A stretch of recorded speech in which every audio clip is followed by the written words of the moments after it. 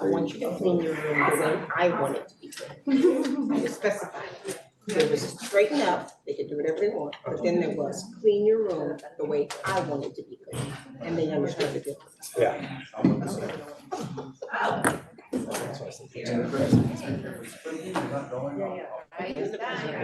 Yeah, on the 4-pager, you might have to go.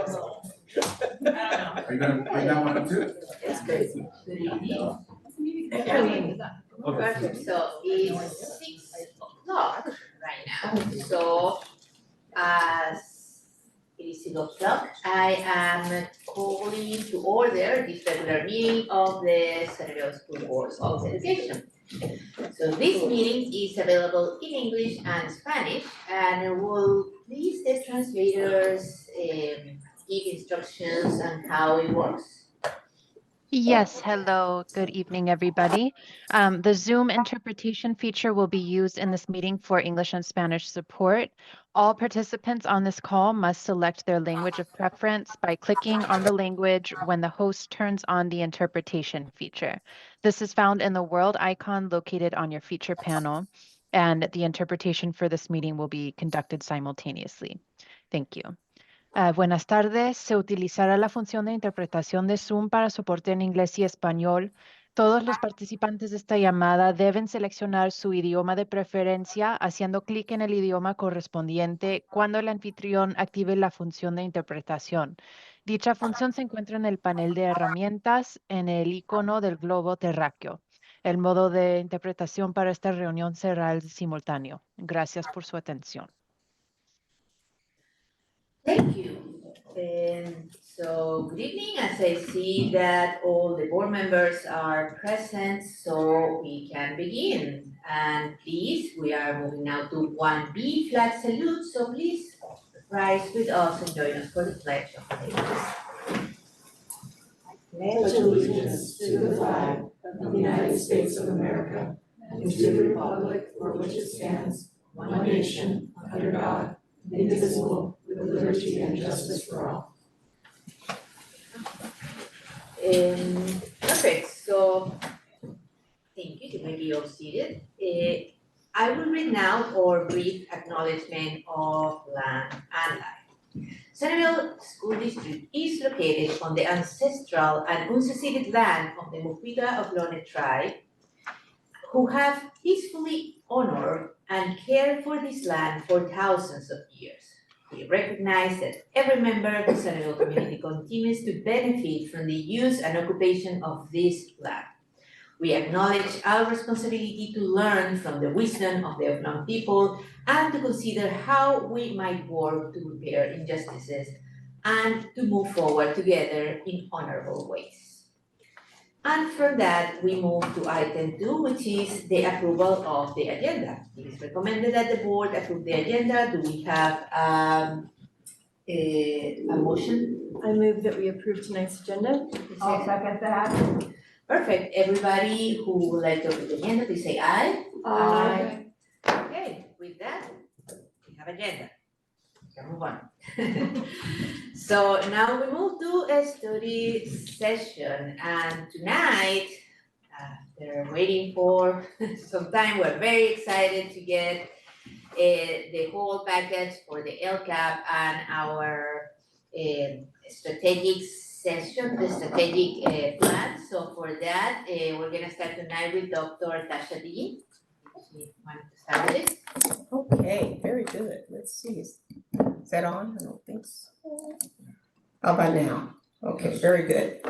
All right, we are excited to get to this point, quite a bit, including my family. But before we jump into our strategic plan directly, I thought it would be important to kind of set the stage with our local control and accountability plan. Just to remind us, we came, I think that was in February, with our mid-year update. And now we are into our new cycle, which includes some new components that we briefly talked about at that time. And I just want to remind us of those elements here, and also to link the tie-in to the strategic plan, because I know in your questions, there were quite a few questions related to that. So I want to kind of set that stage a little bit, and then we'll move right into our strategic plan. Which one do you want? Okay. Okay.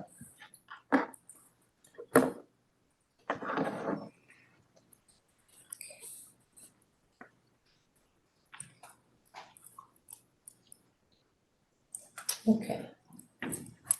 So with that, see if it works. So. Too Got a quick. small delay. All right, there we go. So just wanted to emphasize some of the new provisions, remind us of what some of those are as it relates to our updated LCAP plan.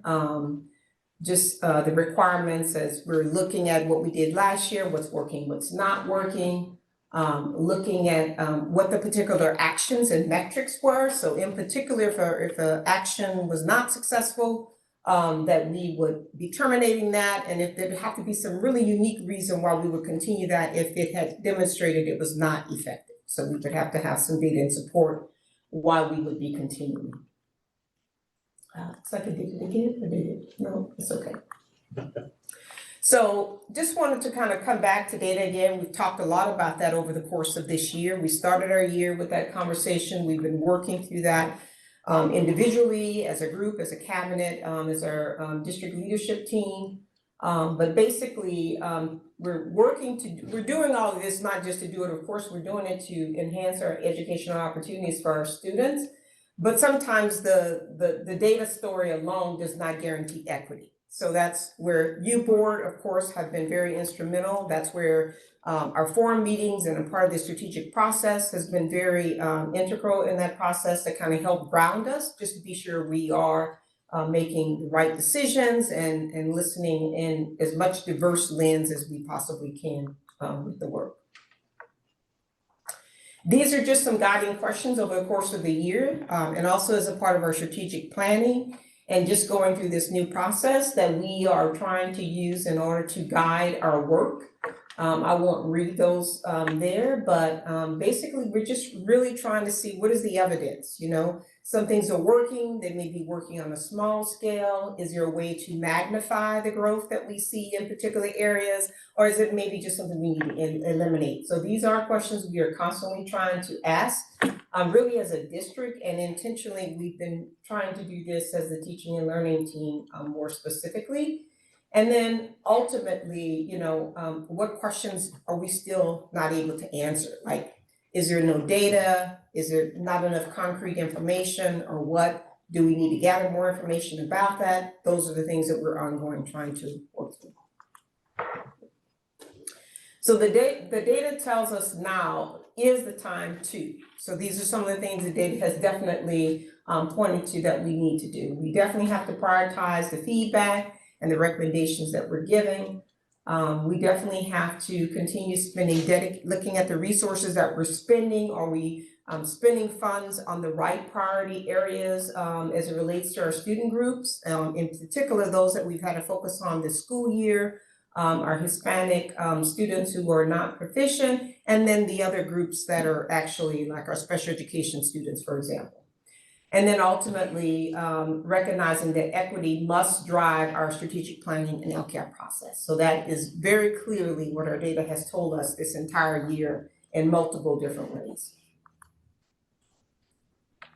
And then questions we are considering during the strategic plan and LCAP development, right? So we have been working closely together with our consulting group and as a team trying to be sure things that make sense. And also that you can meaningfully measure, right? Some things are just more difficult to measure. Doesn't mean it's not important to work on it, but it's just difficult to sometimes measure it. So we're trying to be cognizant of those type challenges as well, and just be sure we continually are conversating with one another and looking at this in the best perspective as possible. And then what actions are we taking to service students with the highest need? And so that's been our ongoing question to ourselves. And again, we appreciate you, board, because I feel you have been very helpful in helping us to think critically about those particular elements. The other piece that we're doing with with our new team member and CBO Arthur, as he has some new philosophies and approaches to how we're gonna look at our fiscal responsibilities. And so we're just trying to be sure that those two are connected very well. I know some of you had a question about what does that mean? We're trying to more fully and deeply understand the fiscal side of what we're doing. And pairing that with also fully being sure that Arthur fully understands what does that mean programmatically for us? Like, what are the challenges? Why would this require more money versus this other thing and sorts like that? So just having more meaningful conversations and integrated conversations as it relates to the fiscal resources that we're using and also how that integrates with the program decisions that we're making. So we're just trying to walk that together so we can both enhance the work that we're doing and just be more collaborative in that process. And with that, there we go. Okay. So this slide is really just to kind of give you a reminder of some of the major elements that will go into the LCAP. I know for your questions this week, some of them were like, well, I thought we were going to have a plan. We are. I thought it was going to be aligned. It will.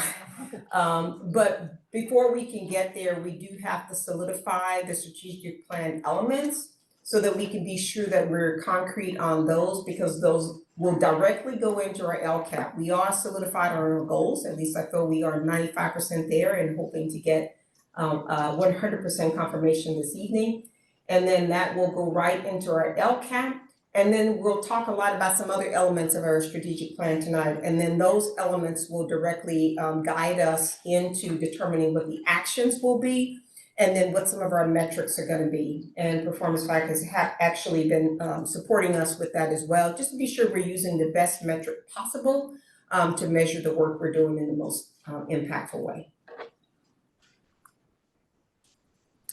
And then our promise. Every student is known by name, strength, and need, ready to excel in high school and beyond, and to lead a life of joy and purpose. And so we are starting to embrace that, get that statement solidified, and with that, we're going to lead into what the next steps will be with regard to our strategic plan to get us there. And I think we're delayed or stuck. I'm not sure which one. That's the last slide. Okay, so, all right, so I'll just leave there and we can transition to work Performance Pack. They'll come in and come with some of the additional depth beneath some of those elements. And board, we will be coming to you with a draft LCAP following the details that you're going to be giving us tonight and in the next week or so with regards to our strategic plan. And you'll begin to see that alignment and that information integrated into that LCAP plan. And so with that, I'll turn it over to Rose. Excellent. Thank you. Good evening, good to see you all. Mutu is on, and so I know that he wanted to start by saying hello. I'm not sure if he's gonna have his camera on or not, but. Let's see. No, can you hear me? Yeah. Sorry, I'm not able to join you in person. I was in Chicago this morning, just flew back, so I'm at the parking lot at SFO. That's where I'm joining you from. So my apologies. I'm gonna stay off camera, but I'm here to support Rose and to take questions. I'll keep my remarks very brief. We've really enjoyed the process. It's coming to a close, at least this phase of it, and we're very much looking forward to your feedback so that we can land the plane for you to approve in the next couple of weeks or so. So with that, I'm gonna pass it back to Rose, but I'm here, just off camera. He tried getting an early enough flight to get back here, just time didn't work out, so he's in the SFO parking lot, it's close, but here, so that's fine. It's really an honor to be here with all of you, it's been an honor to work with your community over the last 6 months or so, we started in November. And so I'm just here to present some of our updates and where we're at today, and then also take your questions and comments and see if we can get this plan pretty much finalized and over that finish line. To start, I just wanna start, I think, actually with this slide, right? Just to ground us in the reminder of the whole purpose of planning, we feel is to align. And in order for us to really get that alignment, we wanna include as many people as possible in the process.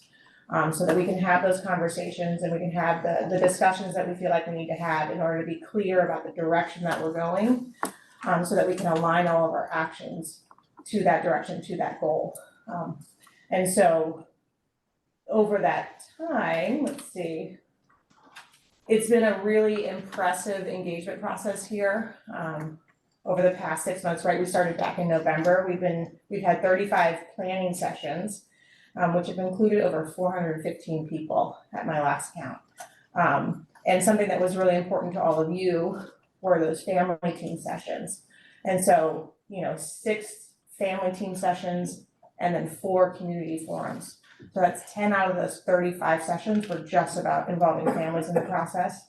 And of course, we had our student sessions as well, but that's a really impressive kind of focus of direction that's unique to the Sunnyvale community here.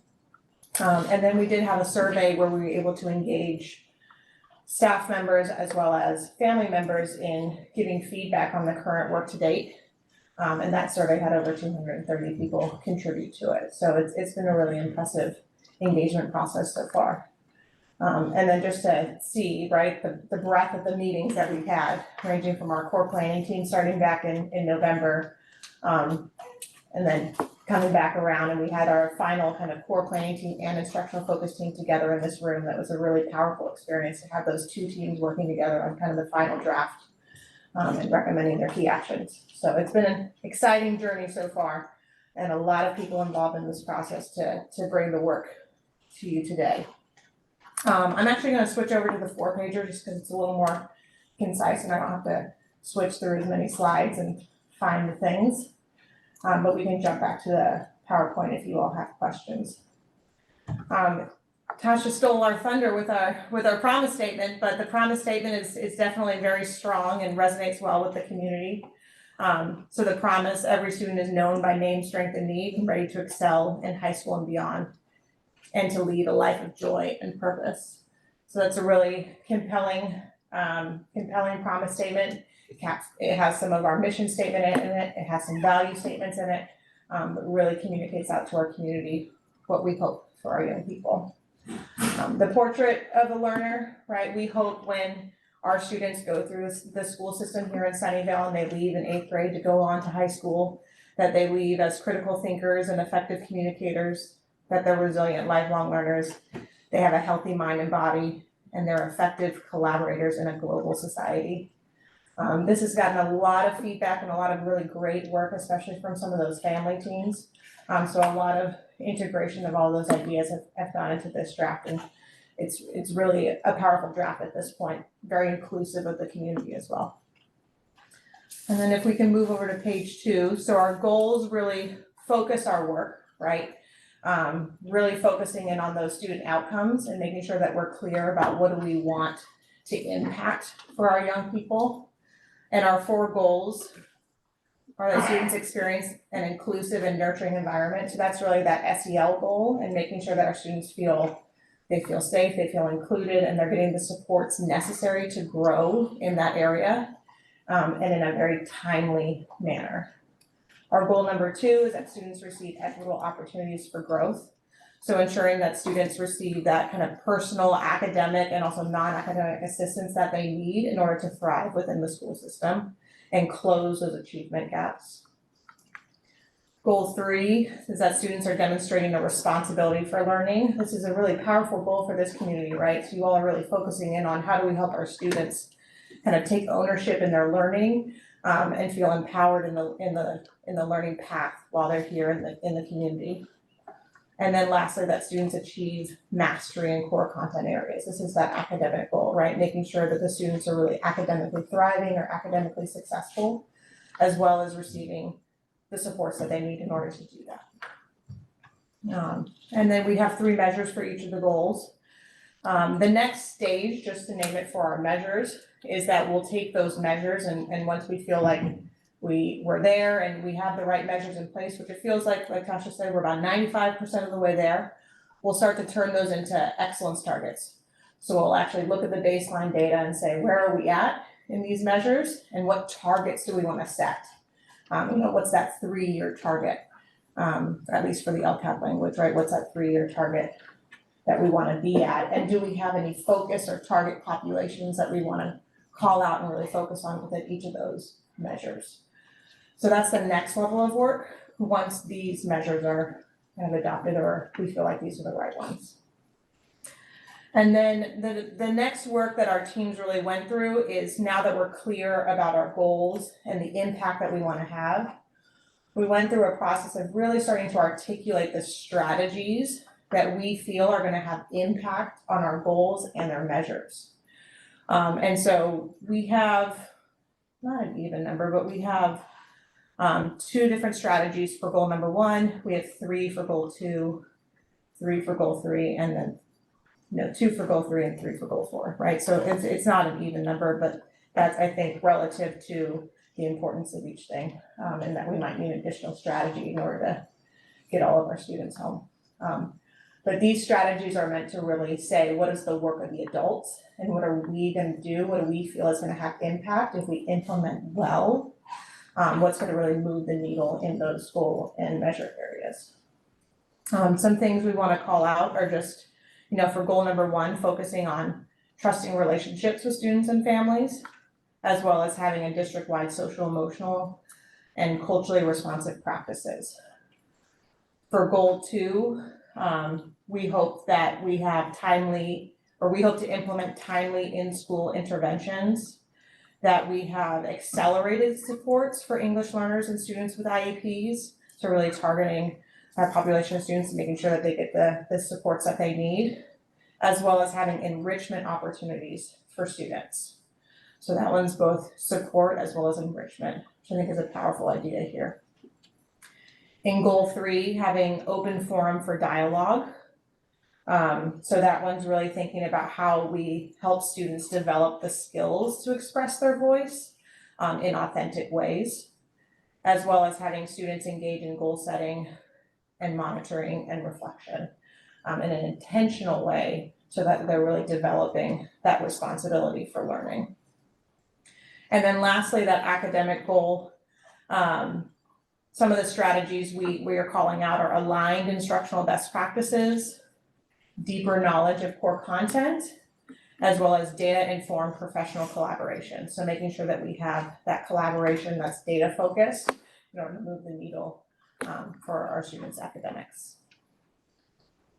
And then going to this last bit, the last page of the 4-pager, we have our equity statement, which we're carrying forward. One of the things that felt might be, an edit or a revision to the equity statement was just reorganizing it to call out kind of those key ideas in the equity statement, so that it can be really powerful and be communicated easily to our community, as well as we heard from the feedback from you all, as well as the planning teams, a call of really elevating the anti-racist work that you all have been doing and calling it out in our equity statement. So we did add a first kind of bullet point of embracing anti-racist policies and practices to your equity statement, as well as, just kind of reorganizing it to call out each of those core ideas in your equity statement. So addressing individual supports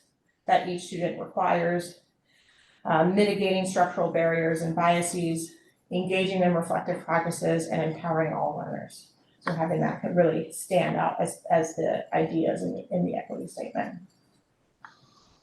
And then lastly, our core values, which we worked on as a team. And we were able to come up with our core values of joy, compassion, justice, courage, and excellence as kind of those values that really help us think about our actions as we do the work and carry us forward into implementation of the strategic plan. And so I'll go ahead and pause there. I know you all had some questions and some comments already on some of the work. And so Justine, where do you all want to go first? Oh, just something that left out at the, on the page 3 of the 4-pager. You're carefully called out what universal design is with the abbreviation, but you didn't do that with AVID, and I don't think everybody understands what that is. All right, so calling out the acronyms. Correct. And then similarly, when you say summer camp, somewhere, there needs to be a shared common understanding of what that might look like. You said summer camp? Yeah. Okay. Was a descriptor for an enrichment activity. Mm, In the other document, I there's see it, yeah. in the other document, there's also a lot of abbreviations, so I think that was one of my comments. What do you public comment? Yeah, we need to, if we're not ready for I would take public comment now. public comment, Oh. do you, are you gonna present also the other document, the longer one? It has a lot of the same content, it just goes into a lot more detail. This is what we were gonna present for today. Okay, thank you.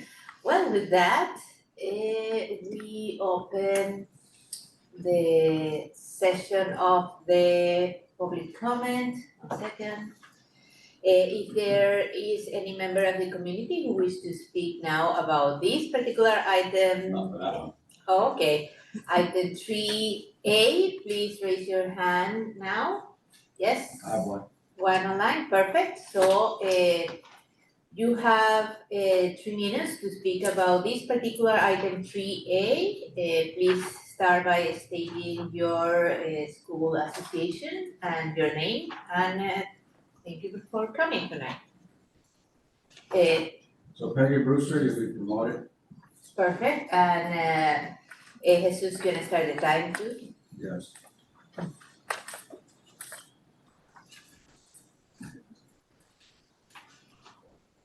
Go ahead, Peggy.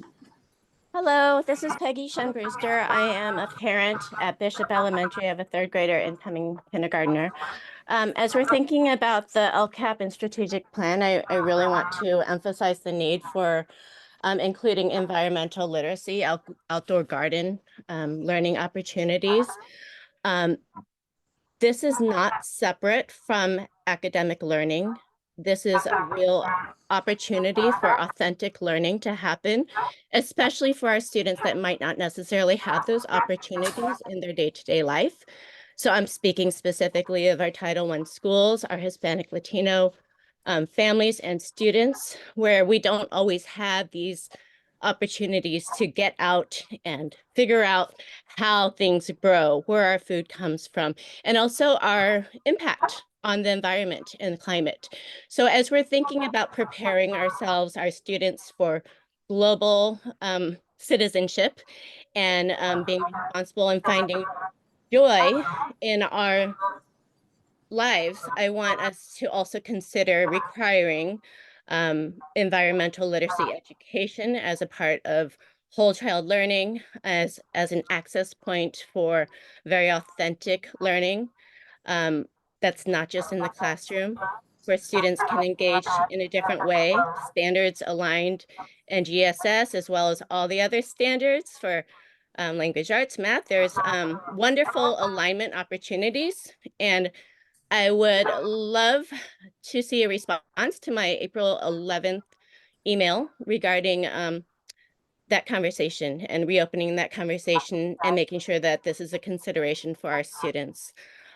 You know, even in those schools that are known for having really great garden programs, we hear of these struggles in the parents, in the volunteers, for the ability to, you know, maintain these programs, because as parents graduate with their students, then there are these, you know, huge gaps in leadership in terms of if it's volunteer based. And so there are programs, we talked about Living Classroom, and it doesn't have to be that, but that is a very successful program which enables every school to have a garden, for every kid to get out into those gardens at least 4 times a year, to have lessons that are standards aligned, not adding extra burden to the teachers. I'd really like to reopen that conversation. I wrote it from my Seth email because that is an area we have talked about funding and of great interest to our parent community. Thank you very much.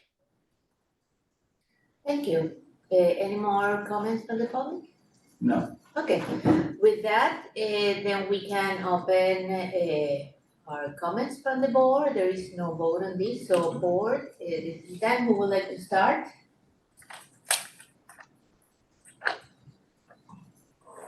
Okay, Bridget, are you ready?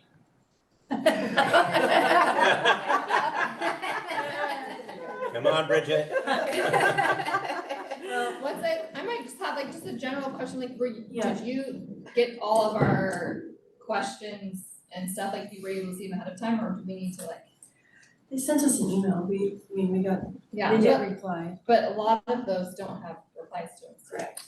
Yeah. Like the second half of them. Yeah, Yeah, the second half, we weren't sure if that was the strategic plan or if that was We were given an additional document to look Yeah. at, so I think the that was- our PowerPoint.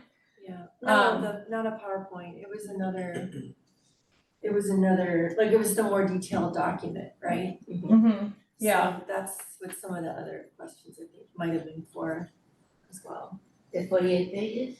No. The, Yeah, it is a PowerPoint. Yeah, oh, it is, okay. yeah. Yeah. Yeah, So but that I mean, go ahead, Richie, sorry. There are two deliverables. The 4-pager, we call it the Reader's Digest version of the strategic plan. And we intentionally keep it to 4 pages. It's the most public facing, it's the most accessible to your stakeholders. The longer one, I think in your case, it's 52 or 58 pages. That does two things. First, it memorializes the process. So it has a calendar, it has the participants, it describes the process. Then it also has the more fully fleshed out recommendations around circle number 1, which is about student learning, circle number 2, which is about instruction, and circle number 3, which is about the strategies. So again, the 4-pager is the Reader's Digest version. The PowerPoint is the more detailed version, memorialize the whole project. Yeah, and about page 17, start with the, The numeration's there. okay, yeah. Yeah, so I think that we all looked at both of them because we're aware that this is our last opportunity to comment before it's brought back to us and it's like, are you ready to approve this? Like, so we're trying, I think that's why there were a lot of detailed comments. You can go first, Michelle. Get some stuff. I don't have specific stuff, I just was kind of sharing that, and I'm wondering just now as we were talking, I wonder if we maybe want to start with the 4-pager, right, and maybe we like spend a good chunk of time there and then make sure we really do that, and then we jump to the longer one with some of those other questions, and maybe people, because right, probably all those won't be able to get answered, possibly some people can prioritize which of those questions or concerns. That would be my suggestion, is that let's focus right now on the 4-pager and people's comments or ideas for changes. That can be the first thing we talk about. Okay, so I got some stuff. I wrote a few things. So a lot of them were answered in the packet review. So I appreciate that. And just in general, I think that the LCAP is made up of achievable goals, and the strategic plan seems to be made up of like the bigger ideas behind it. So I love the alignment thing in general. Like, I think that's just great. And where just in general, like a couple places where I got a little nervous is it seems like when we're looking at really like the measures, when we get into the measures, there are things that we're already measuring. And I just wanna make sure that those are the correct and right things. Do you know what I mean? So that they're really measuring towards the bigger thing rather than what we're already gonna do in the LCAP. So like, for example, I don't think that, like, I understand attendance is a big deal, and especially in middle school, like it's a sign of engagement. Maybe even with elementary school, I'm not really sure. But at the same time, like I understand that it's a nationwide thing right now. Everyone's really focused in on attendance. But is that the bigger goal that we're going for to measure student engagement? Like, is that just something that's like just one thing that we do? Like, the bare minimum should be kids should be at school, right? So, you know, and it's like when Tasha was we walked in, you were saying like, I want you to clean your room to my standard, right? So it's like, yeah, we like some things you don't think you need to say, so maybe we're trying to say like, you need to come to school and we need to like have school be exciting enough and interesting enough and engaging enough and accessible enough that you're here. So I get that, but like there is this little bit of tension there for me with all these. So like, for example, there was one, where was it? It was, one of the measures was proportionality in student suspension rates, disciplinary referrals, and attendance. Those three are gonna show their overall sense of belonging, trusting relationship with adults, right? Like I get it that the top one is student reporting of how their connections are. And the other ones kind of are nested with that as like other things, like how we're doing. But I wasn't, like I'm just not I'm just personally not in love with them as measures for that, right? Like building trusting relationships and things, like, and I guess it's more like, is it the adult lens looking at them, right? Like, or how are we looking at them? So that's just kind of a. Do you have, sorry, can I interrupt you? Yeah. Do you have thoughts? I mean, because I would say like, I don't disagree at all with anything that you're saying, but I also, on the flip side, I don't know if there are better measures. Like, do you have some specific, like, oh, I think this would be a good measure? Or you don't have that either, but you just, I mean, again, I don't agree with your thoughts. I just don't know what would be better measures. Like, I mean, I want all those things. I want proportionality and I want, you know, discipline and suspension rates and things like that. But I wonder if it's, you know, I guess like maybe longer term, maybe we would be looking at things like, maybe that's where an inclusive and nurturing environment would be like, hey, are we gonna see things like last summer in summer school, we had the buddy class, right? For our middle school leadership kids from one of our schools came in and worked with the special ed kids over the summer. Or like, are we gonna have more, like, what's our longer term goal for inclusion, you know? Like, are we gonna, that's what I'm thinking of. So I'm wondering if, like, this is fine for now, and maybe as we're revising it and coming forward, but I would like us to think about, like, what are our pilots towards our longer term vision? Yeah. You know? Absolutely. Yeah, and when I think the suggestion you gave of like something like a buddy class or just like what are those kind of initiatives that are gonna help move the needle, right? That's where those are adult actions, right? Those are the things that the adults are gonna implement that we feel is gonna move the needle and have impact and help kids feel like, I wanna be at school. School is an exciting place to be, right? I have a really positive behavior, I'm not getting behavior referrals, that type of thing. Let me reframe it, like, so like, let's say if you're trying to say it's from the student's experience, maybe it's like, hey, all of our lower grade elementary kids are gonna have a buddy system at some time during their elementary school, so they're gonna have a big buddy or a little buddy to work with. And I think at a lot of our elementary schools that's happening, but we're gonna like move towards making that more of, like, that's our thing and that's how we're gonna connect kids to each other. And to the school. You know, things like that, you know? Or like, Fairwood and Lakewood, they have a little rivalry like basketball team and it's like an all school thing, you know, it's crazy, right? We were on opposite sides of the court. We did stand together for a while, right? But it's like, there's like school spirit things that are happening, right? So like, that's where like if we're gonna be about joy, it would be nice for some of our student experiences to be like a little more joyous, maybe, like just as a thing.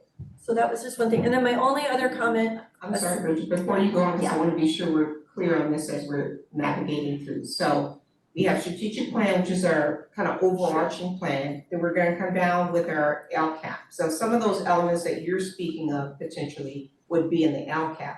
But even more specifically, where they should and will be showing up is in our school site plans. Because that's where the very explicit detail action should be taking place. So if you our board members have any of those elements that you think contribute to that inclusive, nurturing environment like you've already described, that would be great.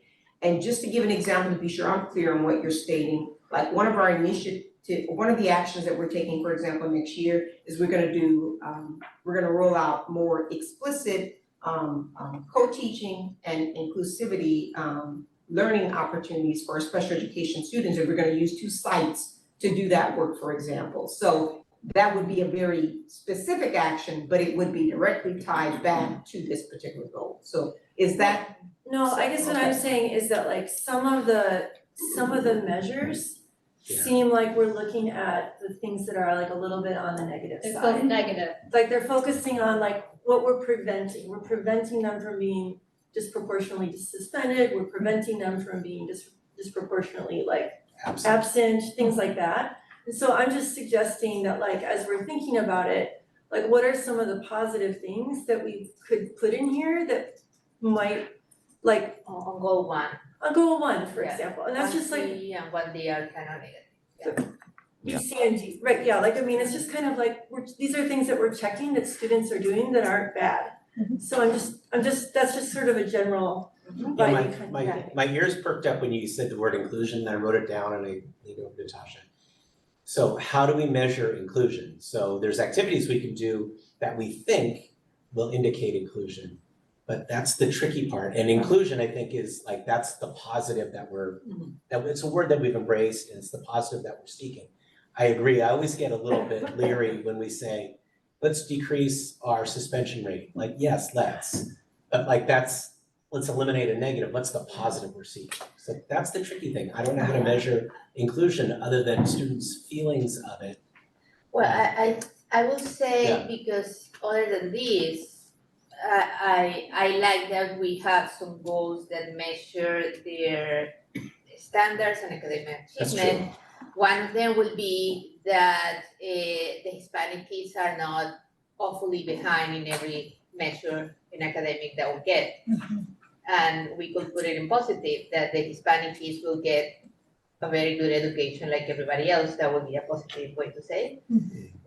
So that would be a measurable goal, that we don't have an ethnic gap in achievement.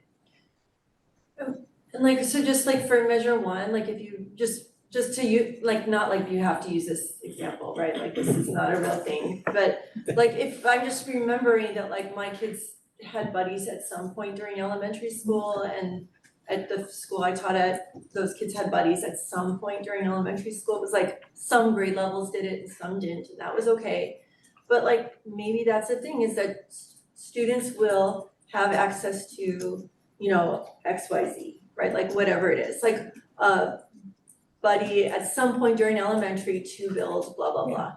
Like, and if that's something that we wanted to do, or maybe there's other things out there that are school level things, but they're things that like, okay, maybe like 3 of the schools do it and the other schools do something else.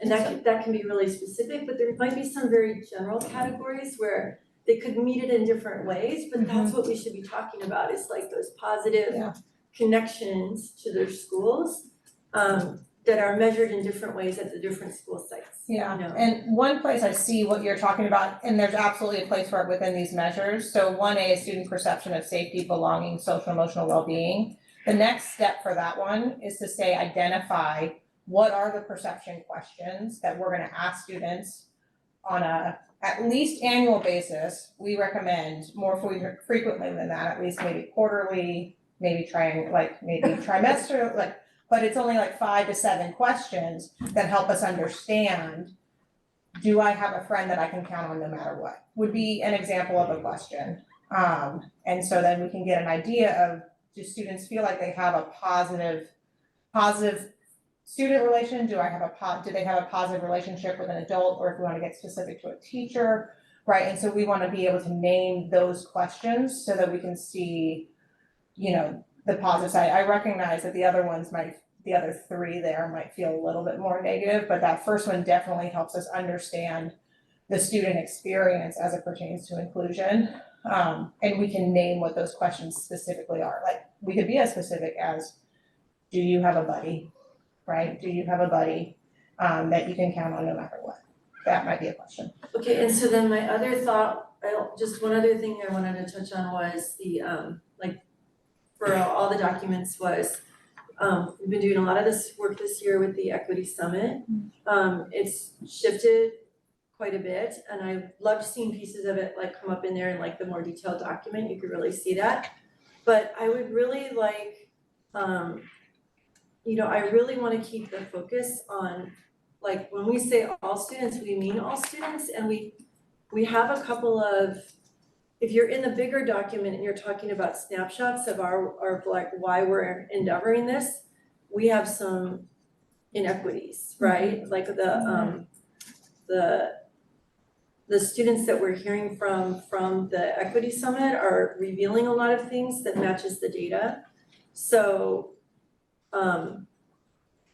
I think that there should be a way to quantify it. And one suggestion I have, we were in Packet Review talking about it, was there is that table where it was talking about the proportions of the percentages of each different ethnic group for the heat map, right? Like 100 students, this many or this many or that. For Yes. academic achievement. Out of 100 students, right? Mhm. But what would be great is if you had proportionally how many there were, right? So you could just see that there are this many Hispanic students, but proportionally they're this many far behind, but you would see that there are a lot more of them that are farther behind. Do you know what I mean? Because they, So in other words, to shine a spotlight on the group that we're really focusing on. right. Yeah. Right, and I would just refer, is just being underserved by our system, because I know that people are doing a lot of work with them, and we're doing a lot of work. So it's not meant to say that individuals are not serving these kids, and that the kids don't have a lot of intervention or support going on, but just the system is not, it's just not working. Yeah, if we're doing a lot of work and paying attention to it, we want to see the growth over time. Yeah. Right. Yeah. That's right. I think that's good.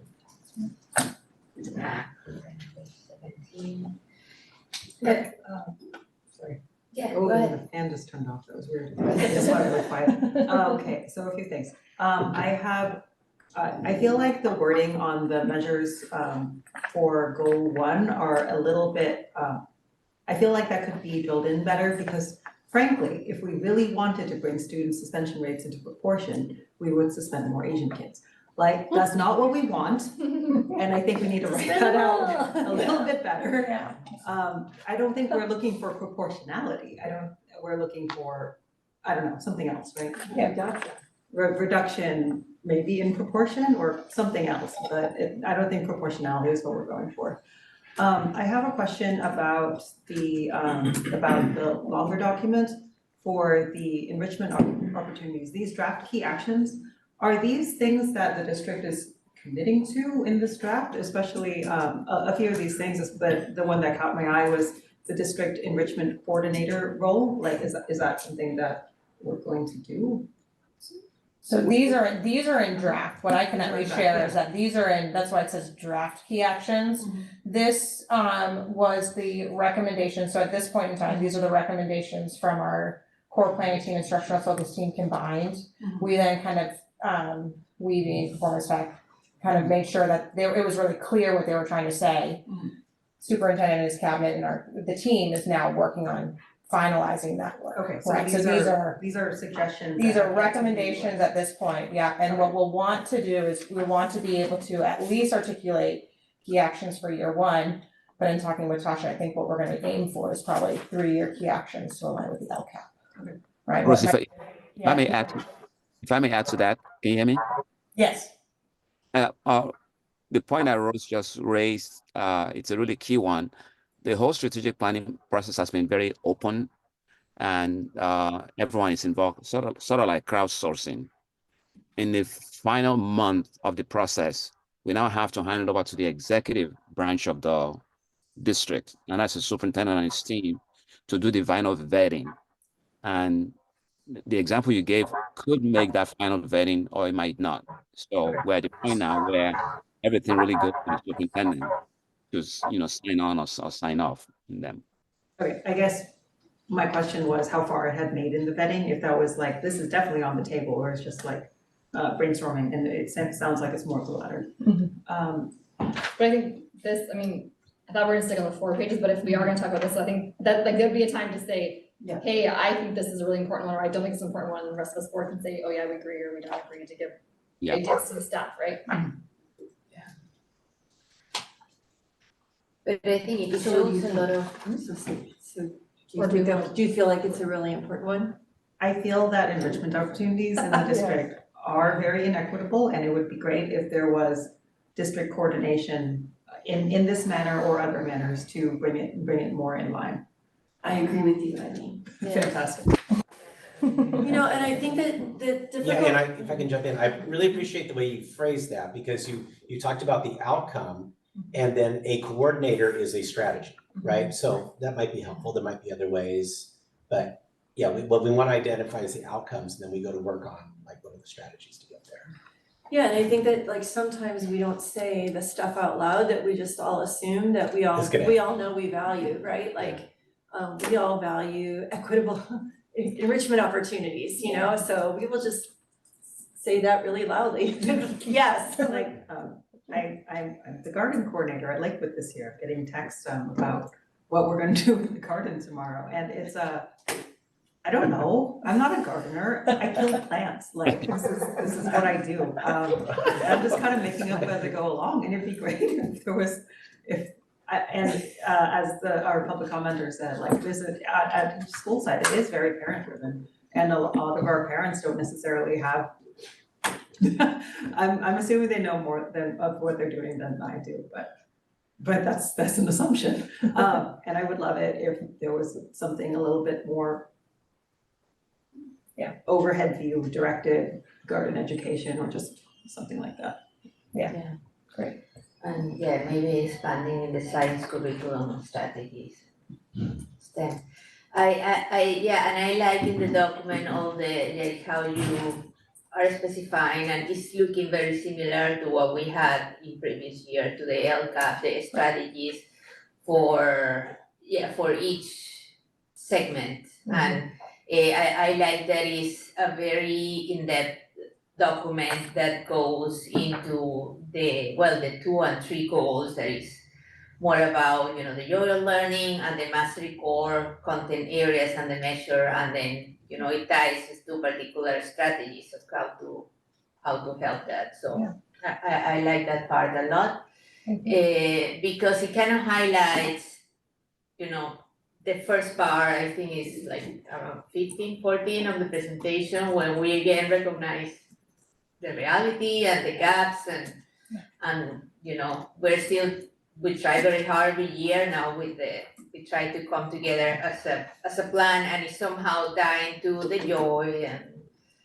and these other things that we started with the document. We want to emphasize in learning and equitable solutions, but I like that this time in this document, then we can tie those specifically with the instruction and the core, and how we are gonna put that into the actual work that we do, which is teaching kids. That's right.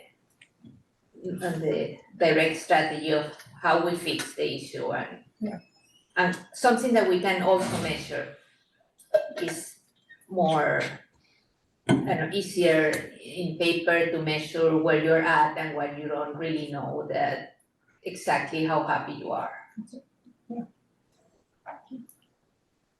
Yeah, I'm just looking at page 3 of the 4-pager, and where it says enrichment opportunities, and I see Nancy's comment about summer camp. I don't think we offer summer camp. I don't think it's called anything like that. you know, maybe it's summer enrichment or something, but there's nothing in there about music and the arts, and that's a huge, it's gonna be a huge investment for us in the next few years, and we already have starting arts at all of our schools. So I think even though it says STEM activities, I think that is a big way that children in our district do express themselves and have an opportunity for enrichment. So I'd make sure we definitely put the arts in there. I wonder if we meant science camp or summer school. Either of those Yeah. seems like they might Well, have yeah, been. that, Enrichment right here. Here, yes, I see it. What is that? right, It's on page Under 3 and then 3 signature of 4. strategy 2.3, 2.3. enrichment opportunities, Yeah. it's the third line. Yeah, it's science camp or, but there's no, but I think Summer we should add the enrichment. arts. Summer enrichment, music and the arts. We don't really have science camp either, I mean, we could. But they all go to science camp in 5th grade. Oh, but not Everybody. summer. Yeah, Yeah. yeah. I guess I wanna clarify, because we're speaking of what we do now. And this document is about what we're gonna do in the future. Are we So I sending wanna kids to clar- summer camp? So what I guess that's the question I'm trying to ask. This is what has come as something that has come up. So I think the question, Experiences such as, so it's not something we have to do, it's giving ideas. this is, yeah, this is what has come forth. So the questioning or the challenging here would be, is that something we wanna say we're gonna do in the future? Because this is not about necessarily what we currently do, but about what we will do in the future. That's what I'm That's saying, I pretty think we good. should include things that we already do, like, you know, like we have should or starting we should? arts and we have, Yeah, we can because we're not gonna stop doing it, we don't wanna stop doing it, yeah, we. and that is a one way that kids really do have opportunities for enrichment. And some, you know, so some. I mean, I'd be happier with the concept of camp, but we need to define what that is in whatever document that we're going to be doing to be clear. I don't think it needs to be defined in this context, because it's just such as, right? Like, if we're gonna do a summer camp, then we need to define it. But I mean, if you're saying we need to define summer camp, then we need to define, well, what is sports, what is creative writing? Well, I think these but are We don't just do summer camp. ideas to I- throw What out is there. summer school? Summer I camp. think it was supposed to be science camp. I think it was probably science camp, right? I think it was science camp. We do science camp. But it We'll is, review I our just think like after Tasha said what she said and we're reading back at it, we're not creating a list of things we do. It says Exactly. create structures for students to enrich their learning through experiences such as.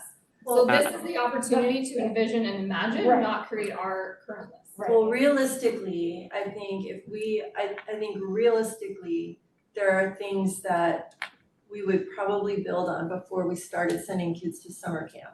Like It's there's like stretch goals and then like, I can't stretch that far goals. everything else on here, like it's not a specific how, and summer camp is like, it's a whole nother world. This is more like extended year or summer school but not summer camp.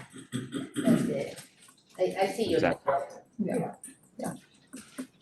And then science camp that we do. Like, gotta put your grades in, Indiana, I'm gonna go. So,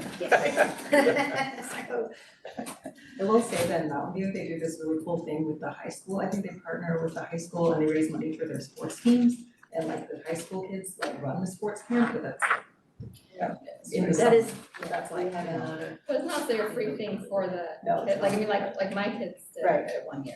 well, and there is a middle school in Mountain View as well, where they send all their 8th graders to Yosemite for additional 8th grade science camp. That is a stretch That is a goal. goal, But yeah. I think that is, you know, like we do 5th grade science camp, and you know, right now our enrichment opportunities for middle schoolers is not equitable. You know, some kids go to Japan, some kids go to DC, right? Those are all privately funded by companies that access our middle schoolers. And you know, I'm really happy that Columbia has been able to do the Japan trips, and that there's some scholarship money there for them through the Sister City program. But you know, I think there's an opportunity to lean in a little harder with that. Isabel, can I share? Yeah. So I'd say for my brain that's like checklist and analytical, I would love for us to maybe put back up the 4-pager. And let's just, I mean, I think some of the parts we can skip, we can go through fast, but let's just start from the beginning and just work our way through, and so we know, okay, we've gone through all of this and because this is our last time essentially that we're giving advice to staff and to you guys. So I would like to just kind of, if that's okay with everyone else, like, let's just On the 4 pages. start at the top of the 4-pager and just work our way down. I think page 1 of the 4-pager is really good.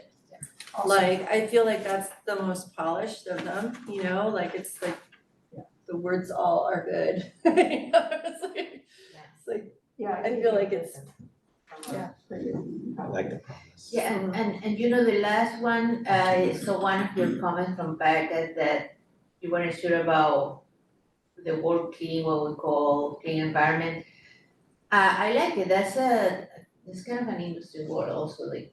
what page is that on? Clean. First It's page the first one. word. Very- First page one. Very last Well, I phrase. thought it was yours, I don't know. Oh, yeah, no, Somebody that said was, clean, okay, so that like, was oh, my it's comment. I don't know. Clean environment. Okay, that was the one word on the Yeah. first page where I was like, wait a minute. Clean environment, okay, so like, do you mean like And I clean know and, we actually had a conversation about it, clean and and tidy? I think that was the best one we could come up with, we didn't, that was a short Sustain- conversation. What about sustainable or like, Well, because you don't wanna sustain something that is bad, and a clean, it comes from a clean building. Yeah, from clean building that you want healthy buildings for healthy people, and it's a clean environment, so it's not polluted, they're it not sounds so bad things. sanitary and. It Yeah. does sound, it sounds, like you said, industry standard, which is Yeah. like, I Yes. think what, For construction or yeah, architecture, exactly, yeah. like, when I put some thought into it, and after you gave me that context, I was like, okay, I do get it. But I think it's not an approachable word in the way that we want our 4-pager to be. Yeah, it feels like you wanna go, psh, like that's what I'm thinking, I think the Lysol spray and we're gonna like, Well, we do want those things. I do want, it's clean, but I Yeah. mean, I like things clean, but this So is. what word? Yeah, I know, well, because I was trying to understand like what we really meant there, right? Yeah. So, I was thinking green, but Yeah. I'm open to other. I like green. Okay, I go with green, that's enough, so. It's a good word. I mean, Green this, it's that environment. they're advocates, right? The students are advocates for inclusive Well, and they communities are. and clean environments. Weren't the little students, weren't they the ones, On a Michelle, who green came up with the wall? little sporks and stuff, and they're like, we don't want all those utensils, Oh, right? one of the schools Yeah. years back, yeah. We changed all our policy, less ways to. Good you. So are we leaving clean or are we going with green? You've got two people who don't, I don't care, whatever we do, I get the. Yeah, I'm two okay who with don't want- clean, but I understand that, Yeah. you know, it might be, but I can also imagine, because I've been in places where you actually need to take the land out, get rid of that soil, and then put new soil, and that soil is clean. I mean, it's clean, but it's alive, I mean, Yeah. it's a think I live in a super fun site, yeah. living clean thing, Mm-hmm. but, Vibrant. yeah, Vibrant. Vibrant. Oh, it's a good word. Vibrant is a good word. Good thesaurus use. Not my word, it was Arthur's, he texted it to me. Full Vibrant disclosure. environment. But I like it because Because it has that living word in it, right? Yeah, absolutely, it means vibrant. And I think it's the only place where we put the word environment. And like, Yes. doesn't, like on NPR, don't they say for something in verdant world, like it's like, Oh, you yeah. know, better, what One is of the their sponsors. tagline, right? Oh, yes. Mhm. Okay, anything else? In Oh, that sorry. way. We can work with vibrant. We can go down the vibrant. Vibrant Half. environment. Maybe like when you come back in a month, we'll have thought of something else too. Yeah, well, we can also come 2 back weeks, with we're some literally stuff. just voting 2 on weeks. it. 2 weeks. It's a little bit different idea, it's Is a it good a idea. more Well, just we can verdant? change things then, like specifically. So What, do this we is a move to the living second document, page? right? We can, we're giving it our best shot. That's right. This is our best bet through this process. Healthy. As So of it now. will be communities and vibrant environment, I think that's, Healthy we can live with that. Wait, So wait, in the second page, Wait, she said healthy, what did you just say? no, oh, you say healthy now? There's another That's a little option. vibrant. There's another option, yeah. Wrote it down. I wrote it down. Healthy environment too, yeah, both of them work, Yeah, but they leave the word environment, Exactly. yeah. Definitely leaving the word environment. Yeah. Yeah. So we move to the second page. Comments, questions? So I don't like mean to be difficult, and it's totally fine leaving where it is, but just, when Bridget was kind of talking about her stuff, I just then went back and like read the goal for goal 1. And was looking and realized that, I mean, while 2B can fit there, 2B really Goal connects. 1's in goal 1. Goal 1 or 2? Yeah, so the reason I'm saying that is like, so based on the reading of the goal where it says, and timely access to supports for emotional, behavioral, mental, and physical health. And then 2B is students' perception of, and I know there was like a recommendation of like, perception of and timely access, I don't remember exactly what it was, to mental health resources when needed. Yeah. So it's tricky, I'm okay keeping where it is, you know what, I already have 4 on the top one, I just am mentioning that, like, cause I think we have a lot of overlap, right, because just, I mean, that first sentence makes it seem like it should be there more, but it can be where it is now too, because it has the and non-academic assistance, and, right, and it's to help close gaps, and right, like, you can give a kid as much academic, and if their mental space is not, right, like, healthy, doesn't matter what else you give them, nothing's gonna stick, right, so. Yeah.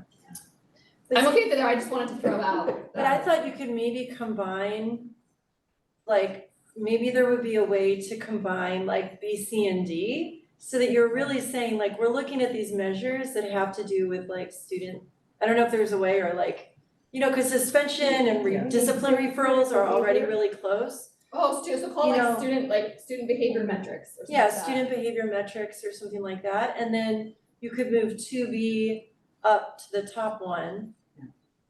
So you'd only have. And then for goal 2, maybe that would be an opportunity to like talk about something that was not academic, but not necessarily like an intervention thing, like maybe that we could get a little joy in goal 2, like we could look at students participating in goal 2, I think goal 2 is about equitable opportunities for growth in academic and non-academic things, so maybe this is where students are, you know how like at CMS, their promotion ceremony every year, they have all these awards, and the awards are for academic growth and also for non-academic growth that they're seeing in students, and it might be like behavior stuff, or it might be like the arts or music or best little dancer or whatever they are.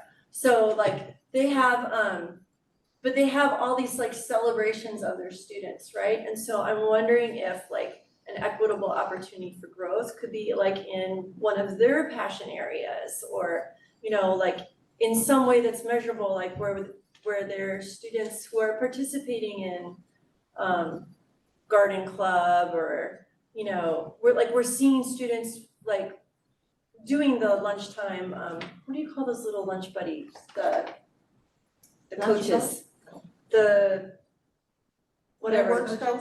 Yes, Playworks coaches, the little 3rd through 5th graders, like, so we're seeing kids participate in those programs. So that's not academic, they're leading kids on playground games, like, are we doing that at every school? Are we seeing participation in those kinds of things? Like, maybe that's an opportunity to have something that we don't measure right now, like student leadership and. That's 3C. 3C. Yeah, responsibility for learning. Yeah. Okay, well, maybe it's an opportunity for them, we see them participating in all those electives that they have in middle school, or, you know, Yeah, I'd be interested in staff's thoughts on, and also like, I think you guys performance fact, your guys' thoughts on that idea that Bridget had of combining B, C, D and kind of having it, right, so we're still measuring all 3 of those, but it's one blurb of behavioral, I don't know what the phrase was, or something like that. I'm just curious, metrics. the pros, like, you guys' thoughts on combining that together, pros and cons. Hate it, we can tell. I think attendance is kind of a different little beast over the C and D. I could definitely see potentially where C and D, we may look at it. I'm gonna bring it back to the team and see what we can come up with. Yeah. Or is there a way to rebrand or rethink this as a part of this goal? Yeah. But I definitely see attendance and the C and D as being separate entities. I agree with that thought. I think that attendance is very different than the other 2. Yeah, because actually the other Maybe 2, C and D can. The other 2 are friends, the other ones are cousins. the other 2 are actually adult behaviors. Yeah. How often do you suspend kids? How often do you write referrals? In a sense, I mean, they're related to behavior. So then maybe they're not good. I feel like attendance is an adult behavior too, it's more like parent driven. It can be. It can be. It's shared. Okay. Yeah. Shared. I mean, even with elementary kids, you can't really force them if they don't want to do something. Okay. But I like how goal 2 is balance, minimum 1 year growth and then student perception, mental health, I mean, it's a balance goal. And access to. Mhm. Like, I think that was my comment, they need access to a sufficient amount of it. Like, it needs to be like, I don't know if sufficient's the right word, but like You mean timely? yeah, I mean, You're talking about the To wording of see. 2B, the 2B one? yeah, I put it in, I It was did in make a packet comment. review. I did make a comment about it, like, That was your question in packet review, like the rewording of 2B. The change from, to be. student So it's like the perception of perception and access to perception of and access to sufficient mental health resources when needed. Yeah. Something like that, because you want them to like, when they need it, you want them to know that it's there and also to like have enough of it. So it almost be perception and actual access, Right. right? Yeah, that makes Right. sense.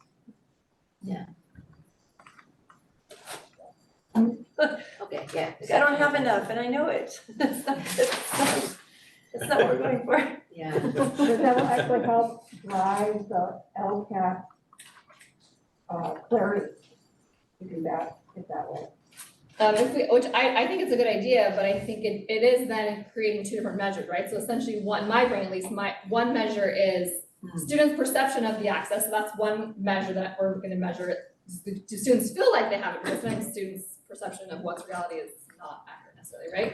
And then the other one will be we don't know exactly, but some sort of metric of is there availability, so maybe it's how many kids are on the wait list, like how often we have to triage, like I don't know exactly, but it would be two different measures. One would be a measure actually related to access in some form, and then one would be the survey metric. I think that's a great idea, I just wanna point out that it is then creating two different measures. Yeah, and one of them is the adult action, right, and which you could house in your strategies, right? So as we're implementing our strategies, what kind of changes are we seeing? What is the wait list currently? What are the steps that we need to take in order to, I don't know, it's rattling. It's like weird all of a sudden. It's weird. What steps do we need to take in order to decrease our wait list? Those are all adult actions, and I can see that in strategy 2.1, timely in-school intervention, right? Maybe try turning your mic off and turning it back on. Or moving So it away could, from my would you computer. still, Oh, there you go. would it still be That's okay to fine. say perception of and access to? Or is access part of the other thing? You Is can't, that I think it was there at one point, so I think we did take it out because these goals are about student outcomes, right, impact on students. And then the adult action would be what is our access, but you could go either way. Well, I do feel like if we're saying student discipline referrals counts, then I think student access to a mental counselor is in a similar vein, right? Right. Same thing with attendance. If we're gonna say they're voting with their little feet, they need to be able to walk into the counselor's office. That's right. okay. So that's for any other about the other two goals, goal 3 and goal 4. That's good. I think, yeah, we all like those. So, and then we're moving to signature strategies. Nancy maybe has a comment. Sorry, that's percolating, instead of access pathways. I don't like that one. You don't like that one? To mental health? Right, because That's a good point. if you're talking about perception, they need to know the way. I feel like pathways is too open. You wanna think of this like a dashboard, Right. so like what would be the data on the dashboard for pathways? I don't have it off the top of my head, I'm sure we could figure it out. So it's the same with access. It's the Yeah. Same kind of thing, it's like, can I speak with the teacher, can I, looking at your peers, what is it that is it clear that they know where to go? I mean, in my mind, like pathways could be in a farther on thing for the adults, right? Like what are the pathways we're giving the kids? But in this spot right here, I much prefer the access one. That's a very clear, like the kid, like do you feel like you have access to mental health services? Yes or no?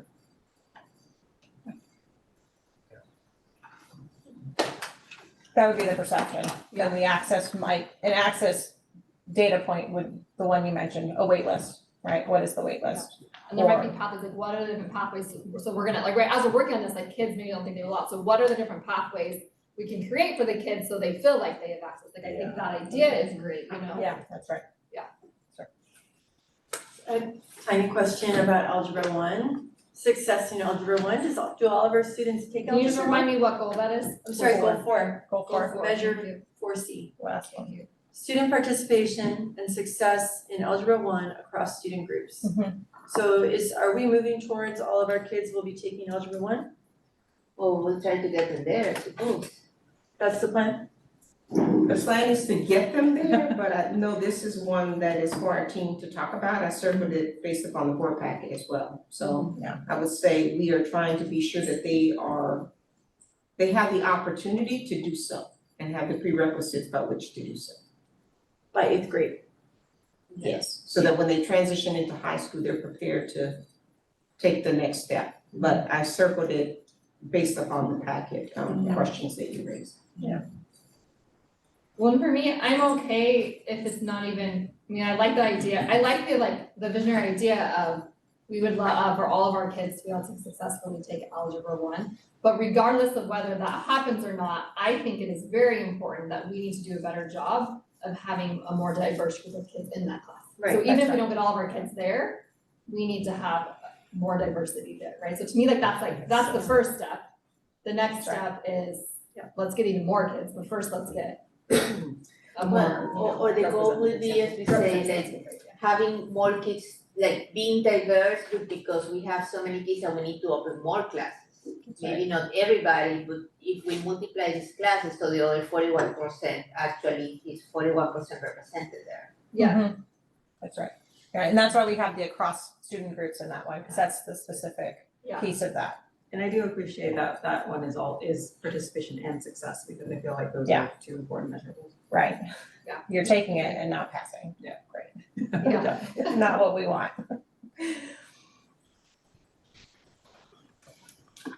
Okay, so that took us to the end of goal 4 and 4C. Do we wanna go back to signature strategies?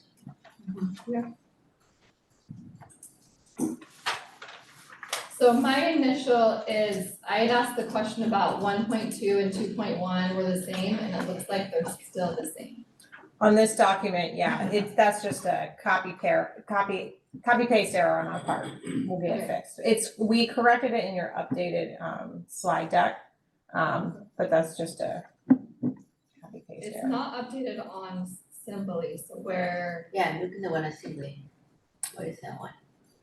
Wait, strategy 1.2. 1.2 and 2.1. Yeah. Yeah, they Yeah. updated it after Right. they sent it to us last Okay. Wednesday. Mm-hmm. It's updated. So we put it on Simply on Wednesday. What I'm No, saying is it's not. Yeah, Like, the one I'm opening up, it's all the same. We didn't send an updated 4-pager. We sent an updated the slide, So the go look at overview the slide longest deck. slides will be there. Okay, Yeah, thank you.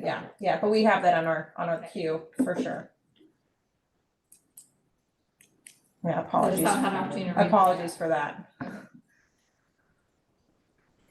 So that's which one, the PD draft overview? Yeah, so 1.2 was the correct one, to implement a standards district-wide system. That's the correct description for that strategy. And then 2.3 should be create 2.1, you mean? 2.1. It's on slide 39. 39. There you go. But wait, no, that's the Wait, same. it's not Well, slide 39. That's also the same.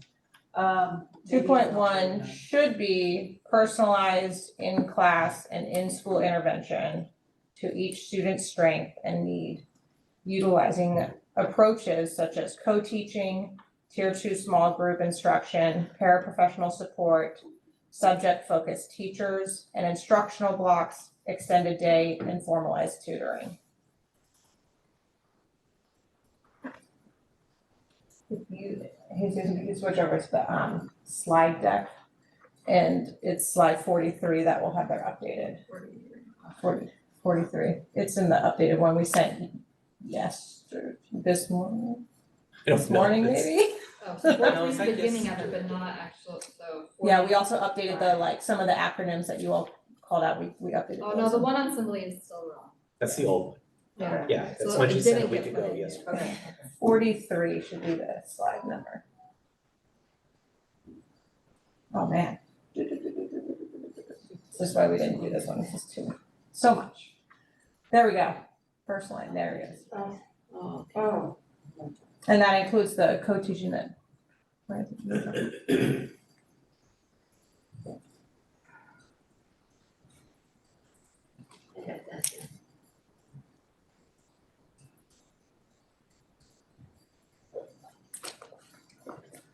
And then one of my questions was the, Intervention.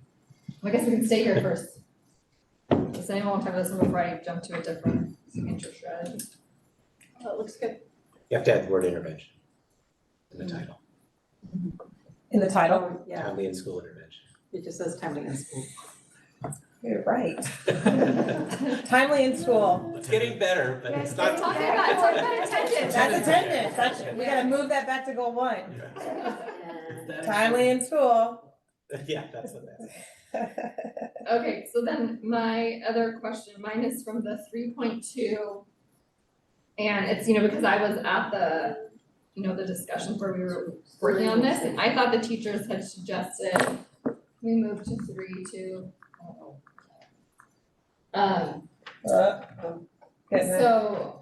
So yeah, so this is like part of the input and lesson planning.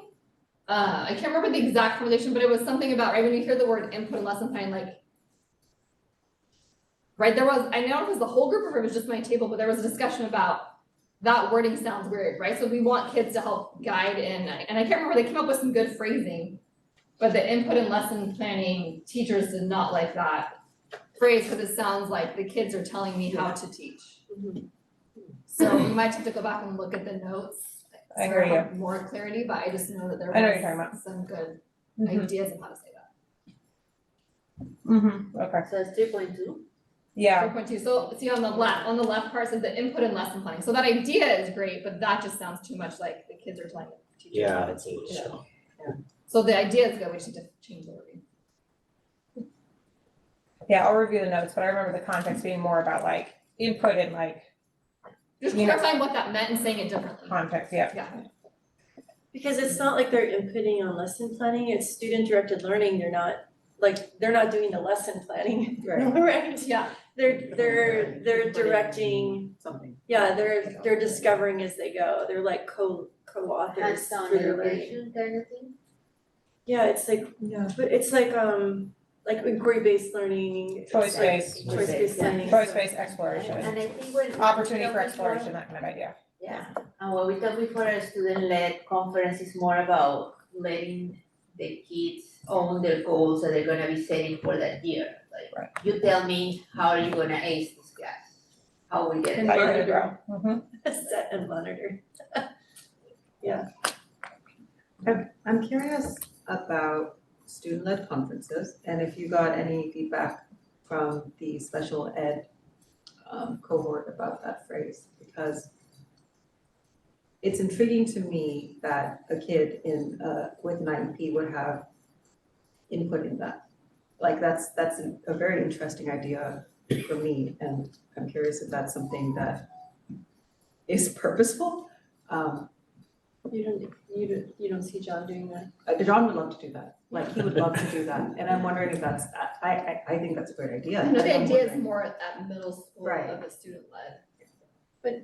Yeah, I mean, But I when we think say second and student-led third grade, I know. Conferences, it's like, and especially. Where do you see student-led conferences? In That's three, right. two. In 3-2. Yes and yes. So, from the special education lens, one of the major areas here of teaching students is advocacy for themselves. And so of course, it would be based upon their developmental capabilities, but the goal would be a part of that work starts 4th, 5th grade for them to start understanding what their goals are and how to advocate for what's not present in their IEPs, for example. But this would be above and beyond just their IEPs, but also just for their learning in general. And in particular at middle school, because a big part of the high school IEP implementation, the goal is to have the student at the IEP understanding what's being talked about, and also for them to voice what they need and what that needs to look like for them to be most successful. So I think absolutely for our students with special needs. I would love to see that be expanded upon and actualized, and also I would be curious if, I am curious if the special ed group had feedback on that. I think in middle school, the students do attend their IEPs, and for at least part of it, and. They ask for it, yeah, they always ask for the kids to be part of the IEP. Yeah. And to give their opinion, like, do you think this is something that you will follow through? Yeah. If not, then how do you think we should fix this situation? Right. What would you do in our position, like, and what you can, Yeah. you can tell us that you are actually gonna follow through, so it's like more of a two-way contract. But also like the student-led conferences for just, you know, the classroom. I mean, like when we would do those in second or third grade, every student would do their, you know, would present their learning with like their portfolio and stuff, but that didn't mean that the parents didn't still have a conference with the teacher. It's just there was a student portion of it. So the student-led conferences, maybe as they get older, they take on more and more. But even little kids can be part of their own goal setting and the conversation. So I think it's a great goal to say that that's something we're gonna do and build on, like district-wide. Yeah. And I grade think- level-wide. I can see shifting some of the language in this one to be like developmentally appropriate, to be more inclusive. Right now we use age appropriate. I know why we use that, but developmentally appropriate might be more inclusive. Okay, just checking, we wanted this part to be about 2 hours, something that is still upward. This is our last chance. Yes, perfect, so For yeah. first draft, first adoption. Okay, let's keep moving, so that's with goal 2. And we're already in goal 3. Yes, how are we feeling about goal 2? We left the part about enrichment opportunities. I think we kind of talked about that one earlier, yeah. Yeah, I think we could clarify. Dialogue. I just want to make a really fast comment. I was just looking at packet review, so you don't have to jump back on slides, but I'm just jumping back to, my question was the one that measure 5A used to say 1.5 year growth.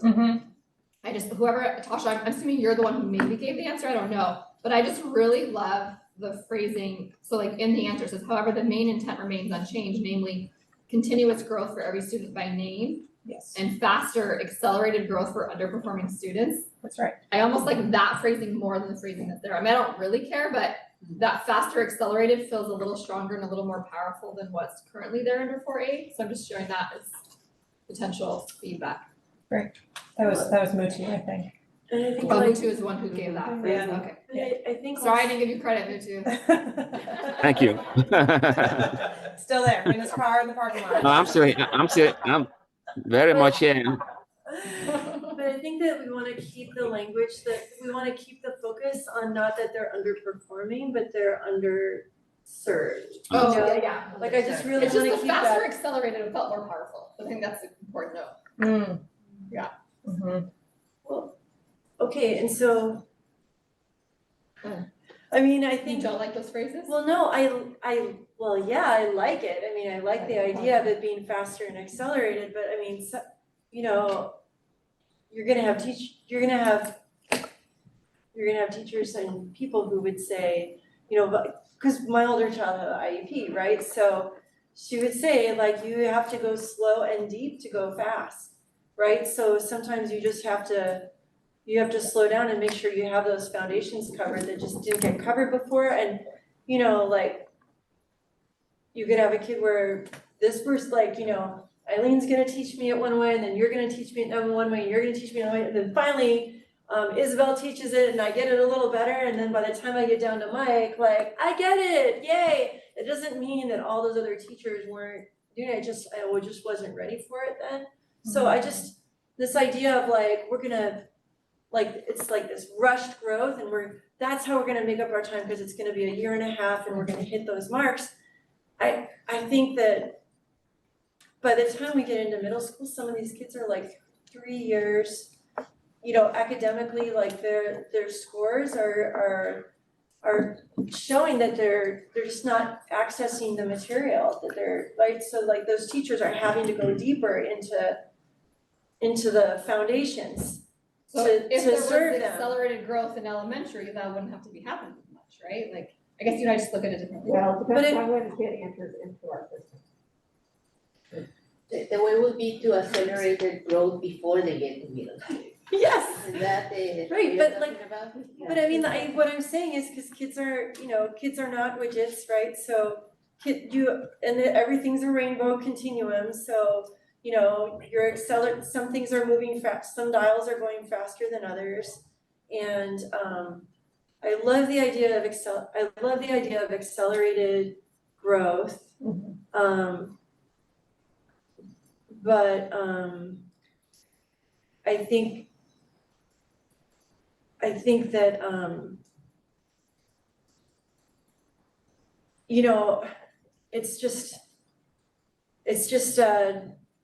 not a, you know, like electric cars versus combustible cars, like they're all different, and it's like sometimes you can go fast, but I just don't, kids who might be like 3 or 4 years behind, they're still our kids, right? Like, we can't say, well, let's go back in time to kindergarten and teach them differently with our new curriculum that's better, you know, or our training our kids about that. teachers. Right, so we can't, or with the curriculum that's better, or the training the teachers have had, or the insights that we've all grown and acknowledged now, and the cultural education and that we all have now, like, we've all grown and developed as better people, we could do it better. We can't go back in time, they're still our kids, so we can't keep trying to solve the middle school problem just by looking at TK, like everything before second grade. We absolutely have to focus on that, but like. But I don't think it is what it's saying, it's like, you have, the idea is that if you have a kid who is already 3 years behind, he don't have the luxury to do only 1 year at a time, because he's never gonna catch up by high school, so we need to accelerate his or her growth, so he can catch up by the time he gets into high school.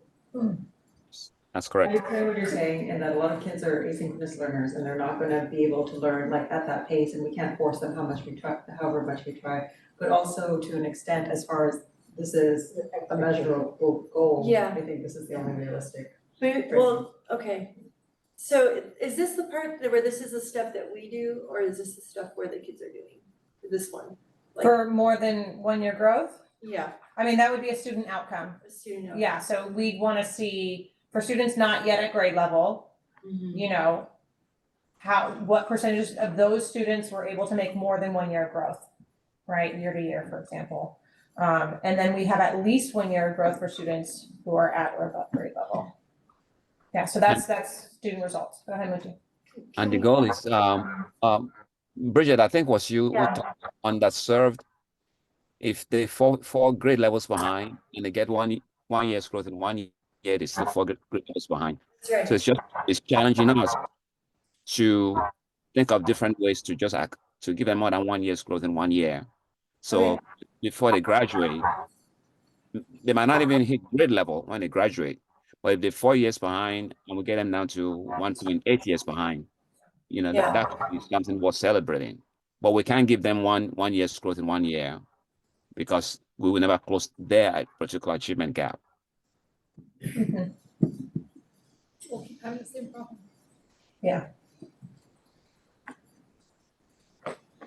Okay,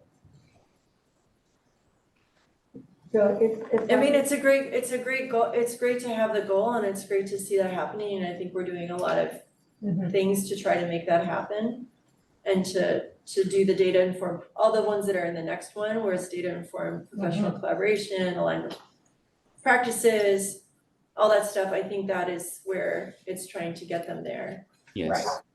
Right, and we can see if what we're doing is having the intended impact that we're hoping for, or if we have to, like, what are we not yet doing this to serve kids?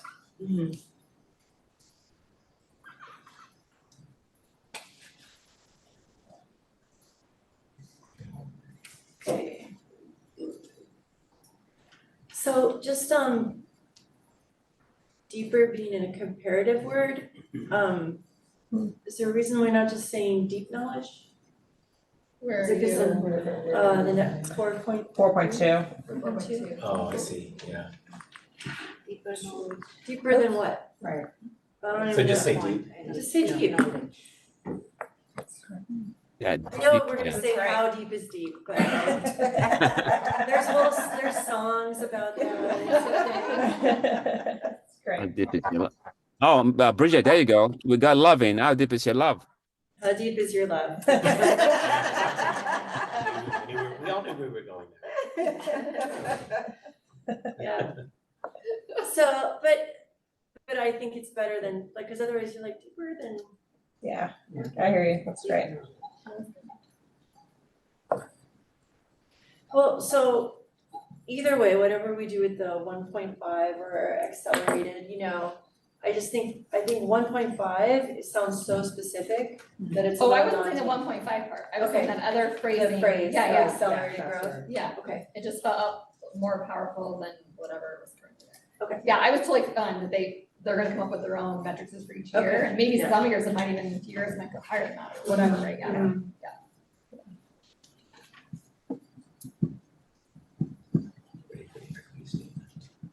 All right, we're going on to page 4 now? Yeah. Yay, page 4. Let me see, I have it here. So I don't make. So my pitch for, not on the equity statement, down below, my pitch is instead of joy, we put the word love there. Because we can still cultivate a love of learning, a sense of purpose, and joy and fulfillment in our experience, but I think love is a bigger word than joy. And I just think it's foundational for everything we do. Like, we're supposed to love the kids, love each other, I love the compassion, I want people to be really excited about what they do. And I think if you put love there, you could also talk about, like, the passion for teaching, or, the being, love for our community, not just like the personal compassionate, like caring about other people, but like, just like, we're in this business for the kids, right? Like, so. Well, then instead of, because I like how it says the love of learning. Yeah. Because that's the joy, that if then we could love. We have joy like all over the joy the of place. learning then, exchange. No, joy is Joy there, down there. joy and fulfillment is still there. Joy is in the middle of that sentence. No, that's perfect. I'd kind of not like to get rid of joy. Yeah. In fact, I made it like at San Miguel yesterday at the staff visit, I made a big little speech about joy, didn't I? Mhm. Yeah. Joy's been catching on, we started it. What's that? I says, we started after COVID, joy has really been catching on. Okay, so what Yeah. And about it's in your instead of promise statement. compassion, we could do love, and we could put compassion in under love. I would say it fits better, when you were talking about it, I think it fits better under compassion, Mhm. would be my just something like that. Could also have six. No. We care for what? You could have 6, Less is more. less is more. I'm just doing your job for you. Lucy wants to make you cut one, but I'm here to say you can have 5. 5 is on a handy candy bar 5. Instead of compassion, we say love, and then love, we care for one another, and Are considerate. compassionate and considerate of each compassionate. other's feelings, perspectives, and potential. Yeah, like that. yeah, I like that, that works. Is there anything lost by not saying compassion as the bold word? Yeah. I think compassion does define, love is a more broad term than compassion. Staff is reading a book on compassionate leadership, and we've learned that compassion is caring plus action. Those are just facts, it's not an argument, but like staff is kind of, by staff I mean ILT. Leadership stuff. ILT, yeah. I think you should vet the word love, just because it has such diverse positive and negative connotations at times. So I would just, I don't know, it's a wondering. Okay, so what about, well, if we say, could you say compassion is what in action? Caring and action, isn't it? Caring and action, Yeah. is what you said? Okay, That's just one definition. yeah, What if love was in the paragraph about compassion? Also, don't take it out of joy, yeah. Yeah, Yeah, put it in two but if we places. add the word love into that, Yeah, I'm looking for where to put it, I'm not sure. Maybe less, but less is more.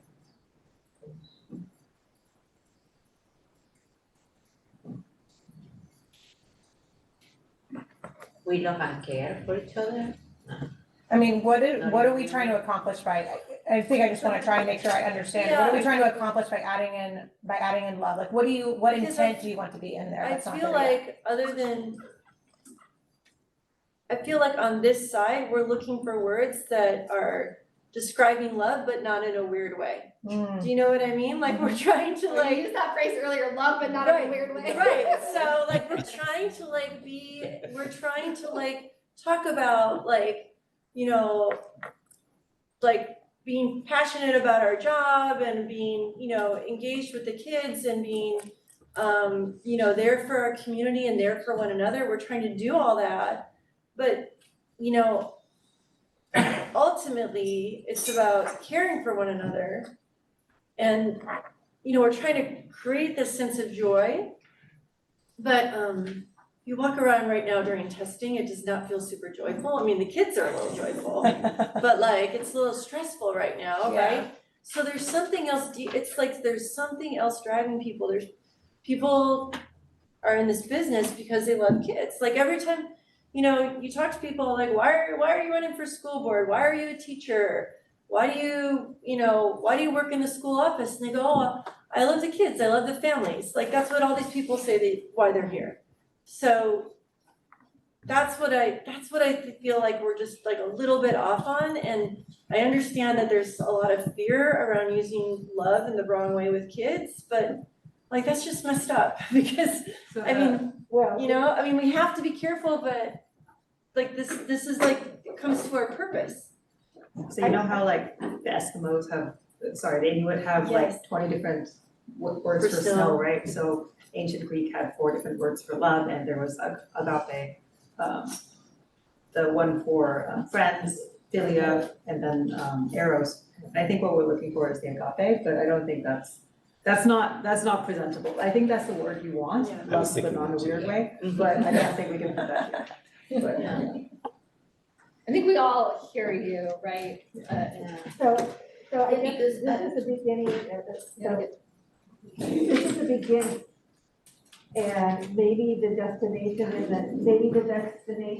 in the next iteration will bubble up with the word that you're seeking. But compassion and joy will have those as the healthier emotions to build upon towards that love that you're that you can see, but other people can't yet. But I just, in a different way, like just putting vision. And it's flashed on the screen, a district that actually has that in their title of their strategic plan. yeah, it's not completely weird. I mean, I swear, if you go to any school office and you say, why are you here? They'll say, oh, we love the kids. So do we have a tagline? Can we put it in our tagline? Oh, that's a great idea. Tagline or promise or tagline? Well, I'm assuming that their vision is their promise. So I was assuming that's their promise and he just used the word. Yeah, tagline. we haven't addressed our tagline, which is Like our fine. old tagline is leading, what is it? Learn Learn today, lead tomorrow. Yeah, so So we could have a new tagline Because For I the think it is, right, and it's not, Love love Yeah, doesn't Learn go. Without Limits, right? That was the one Aaliyah came up with, right? Learning Okay. Without. For the love of the children. But yeah, because I think like all this stuff does come with love, so I don't know if we're gonna have a tagline, but maybe that's where it goes in, I don't know. Yeah, because I see what you're saying, because you see the teachers who you see that they really love their kids. We have so many teachers that they really connect and they bring the kids from wherever they are forward, they put it in front, and that's this, I suppose that's what you want everybody to drive with love. Yeah. Like it's that common purpose, right? It's that common, it's the common driver behind almost everyone I talk to. I feel like we talk a lot about the why for kids to be there, and often for adults, the why is love. And so I don't see a way to incorporate that. I agree with you. It could also be a preamble. We could add a sentence before our core values that says something about standing in All a. you need is love. Bring in whatever love song lyric you want to bring in. Because you love it. But all you need is love, but we're gonna give you 4 more pages of stuff. This is the last You made it this far. But actually, all we need is love. But you're loving it, so keep reading.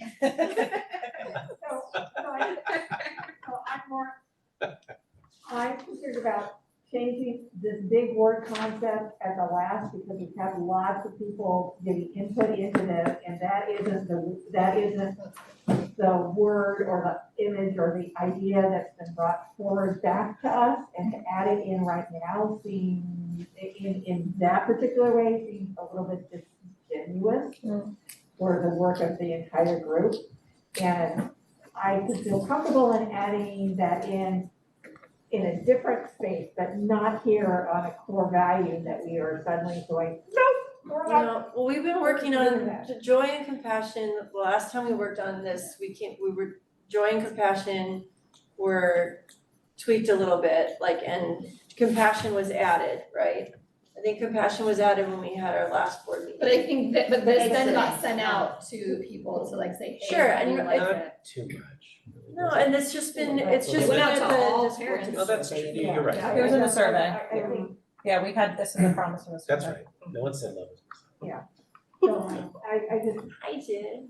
Lots of joy. There was a lot of joy. I know. We All right. The joy. talk more All right. about We hear joy a I think Nancy's idea, let's not forget about this idea and maybe we circle back to it, or maybe we find a space. Sorry, Bridget. It's okay, it's okay, I'm 1 of 5, so is there a way for, I like the idea of caring plus action, and if that's where you're at right now with compassion, do we wanna add a sentence about that there? Yeah. I don't know. I'm fine with what's here for me, but I don't wanna come up with changes More. we need. No more sentences, I just okay, don't want to formulate sentences. all right, So- we're gonna revisit it next year, I know we are. I mean, Don't worry. yeah, I'll I get mean, some we feedback. can look on the team, if there's something that's resonating out of that group, we wanna add action to it, we can. I don't think it has to be Yeah. a complete sentence. It says we care, Oh, so you're it is right. an action. The care is in there, it's the action piece is not, and I think that's a simple. Could be a But simple maybe act. not at this minute. This might not be. No, right, Yeah. So it's feedback for you guys, you could Yeah. possibly tweak it a little bit. That's great. We care for one another and we act with love, Yeah, that's true. and I don't know about that.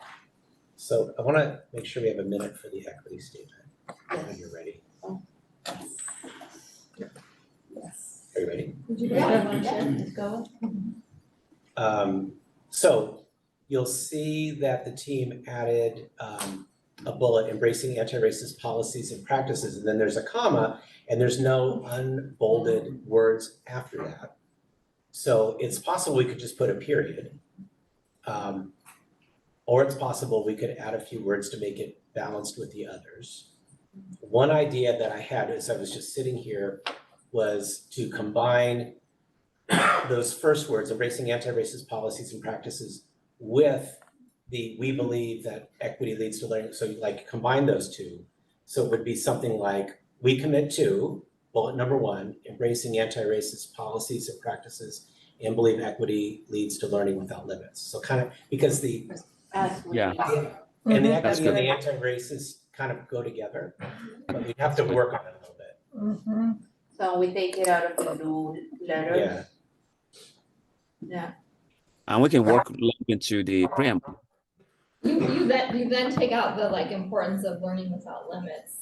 I don't know if that's that important, but it makes it less bold. Yeah. Well, I think Mutu was just saying that, like you could add it to the preamble. Is that what you're saying, Mutu? Yes. So the other, like have the anti-racist in the header Rather than a bullet point. rather than bold. Oh. Okay, we believe in equity leads to. Do you guys all catch that? This embracing. No, so I thought you were saying the opposite, so can you tell me where it would be? I did say the opposite. Mutu said that Okay. one. You could do And either, I'm okay either with direction. either. Yeah. I'm just trying to capture all the Bringing ideas. embracing anti-racist to the blue, adding it to the blue, instead of taking the belief and adding it to the bold. If you add it to the blue, that makes it more important and overarching. I probably kind of lean towards that. Yeah, me too. Yeah. Anyone have strong feelings in a different way? So would you put it in front of like in front of we believe, or in, like where would you put the, in Sunnyvale, just how would it read? We good with embrace, would it start with we embrace or we believe? That's what I was wondering. I don't know. We'd have to, let's look at it both ways and see. It would have to be by embracing anti-racism, we believe that equity. Sunnyvale School District.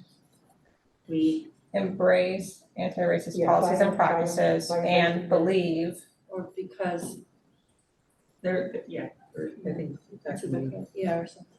Okay. It's a We little can play bit, with it. yeah, it's a little bit wordsmithing, but to me, equity is a umbrella over anti-racism is one of the Yeah. Right. spokes in it. Mm-hmm, that's good. I would just make a note about that because whoever said that maybe it was about, oh, that potentially be good. The embracing anti-racist policies and practices because equity leads to learning without limits. Not that it has to be that, but I just want that to be one of the things Steph talks about. Yeah, that's a really powerful phrase. Learning without limits. Equity leads to learning without limits. Yeah. That's a powerful phrase. I have, we embrace anti-racist policies and practices because we believe. Is that what you were saying? Yeah. Okay, all right, just wanna make sure. That's great. And then all the other ideas are still there. Yeah, and you have less bullet points. But you can shorten Yay. it. The That's her theory dream. is you can shorten it by just hitting the bolded parts That's right. to make it more memorable. It's these 4 things. Yeah. Right. It's the preamble and these 4 things. Yeah. I think 5. we have so many 5 things, we're not going to remember all of them. Michael likes four. Everything is now 4. Everything's not 4. Michael. We have 4 goals, 4 bullet points that are equity statements. Four portrait qualities. Yep, but somehow we have 5 core values. It's good. So it seems like we maybe have 5 or 10 minutes to touch on if there's any other important things from anybody from the longer stuff. and things tend to be more in 3 and 5, so what you need that too. Say that one more time. Like most things tend to be statements out of 3 or 5 things. Yeah. It's 4. Not here, we got 4. Yeah. The only other thing that I have was, and Mutu, I don't know if you wanted to talk to this, is the roadmap. I know there was a question about the roadmap, that slide on the PowerPoint. Sure. Jesus, can you put the? Can you go to that slide, please? Yeah, the Page PowerPoint 50, back up. page 53. It's like the last it's like the last slide. Second to last. Second to last slide. Or slide 47. Which slide? Like the second to last slide. Gonna put on. No. Yes, that's it. Mochi, did you want to talk about that one? Sure, it's a time-driven process for making sure we follow through on implementation. So we have our strategic plan, 6-year document. We'll implement in bite-sized chunks annually. Rose, can you put that slide up in display, please? It's up. Oh, okay, I see it. I was on the wrong, different page. And the main message is that at the start of the school year, just like we've always done, schools do their SPSA, and I'm sure at the district level, we do like an operating plan each year. That's start of the school year, we chart the course. Same idea, nothing needs to change. Then every week, what do we commit to doing every week? Then every month, then every 6 to 12 weeks, and at least twice a year, the board will charge the superintendent with giving an update, and that's the mid-year, end of year reporting. And at every stage in the process, we always have data. It could be soft data, it could be survey data, it could be academic data. But by following the schema and then defining the last column on the page, you will put there what stands for Sunnyvale. Those are just examples of the kinds of things that could go with each time interval. Now we have a roadmap of how we're going to get this plan implemented in a very disciplined manner. And we have some specific tools for some of these to assist you. There are other tools that you will need, like a dashboard, what we call a vital signs scorecard. If you look on the far left on at any time, but it's just a very simple way of organizing the process of implementing the plan.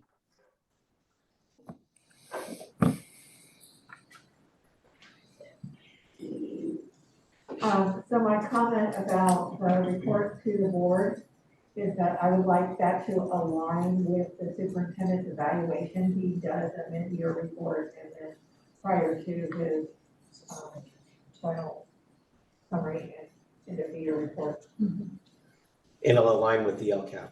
Correct. I mean, the goals are going to be the same goals. Correct. Yeah. Correct. Yes.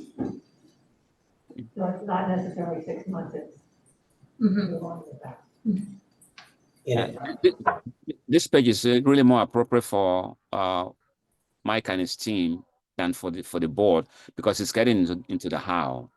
We just wanted to share with the board to get a feel for a process that could be followed to ensure that implementation is carried out in a disciplined manner. That's all. But it's more of a tool for the executive side of the house, which is the superintendent and his team.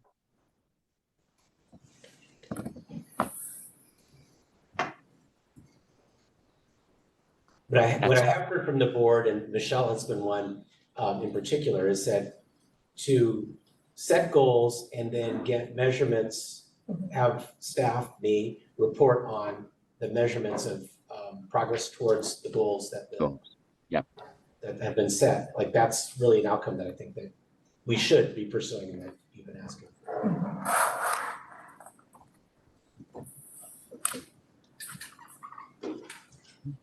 And then the idea in the process, right? Like, we hit or exceed it and we celebrate it, or we're not there yet, right? So like, okay, like, what are we gonna do differently? Like, how are we gonna adjust, right? And so that's like, okay, we haven't quite figured out here, so this is what we're gonna do differently. We'll report back next year with this different thing. Yeah.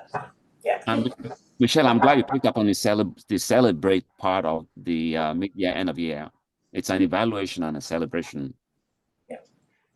Progress.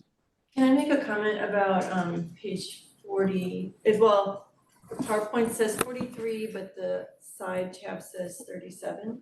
It's goal 1, signature strategies and key actions.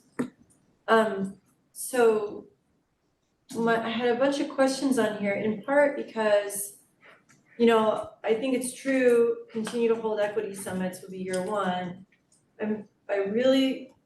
I don't know how the rest of the board feels, but I would really hope that we could provide anti-bias training for all staff. We could do that year 1. Because if our equity statement is about anti-bias training, I mean, I know there's all different kinds of anti-bias training, right? But I feel like the city of Sunnyvale did this recently, right, where they went in and they trained everybody who worked at the city staff. It was a priority and they did it. Yeah. And so if we're saying that we're gonna be an anti-racist district and Yeah. we're gonna have, then I think year one, which is next year, we should have anti-bias training for our staff.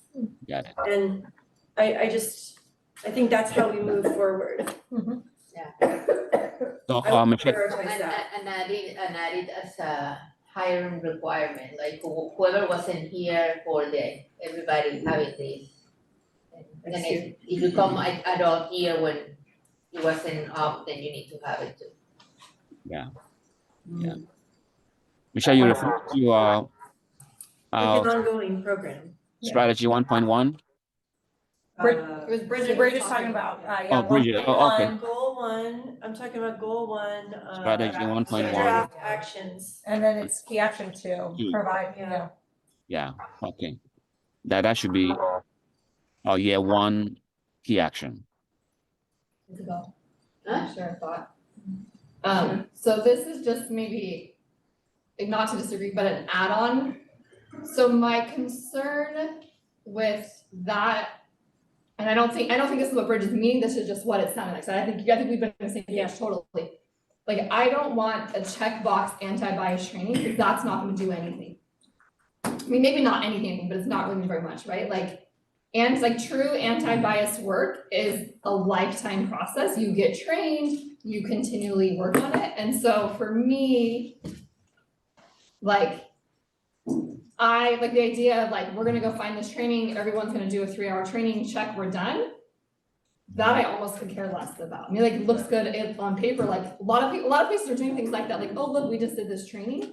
You're Yeah. not actually becoming an anti-bias person from doing a 3-hour But training.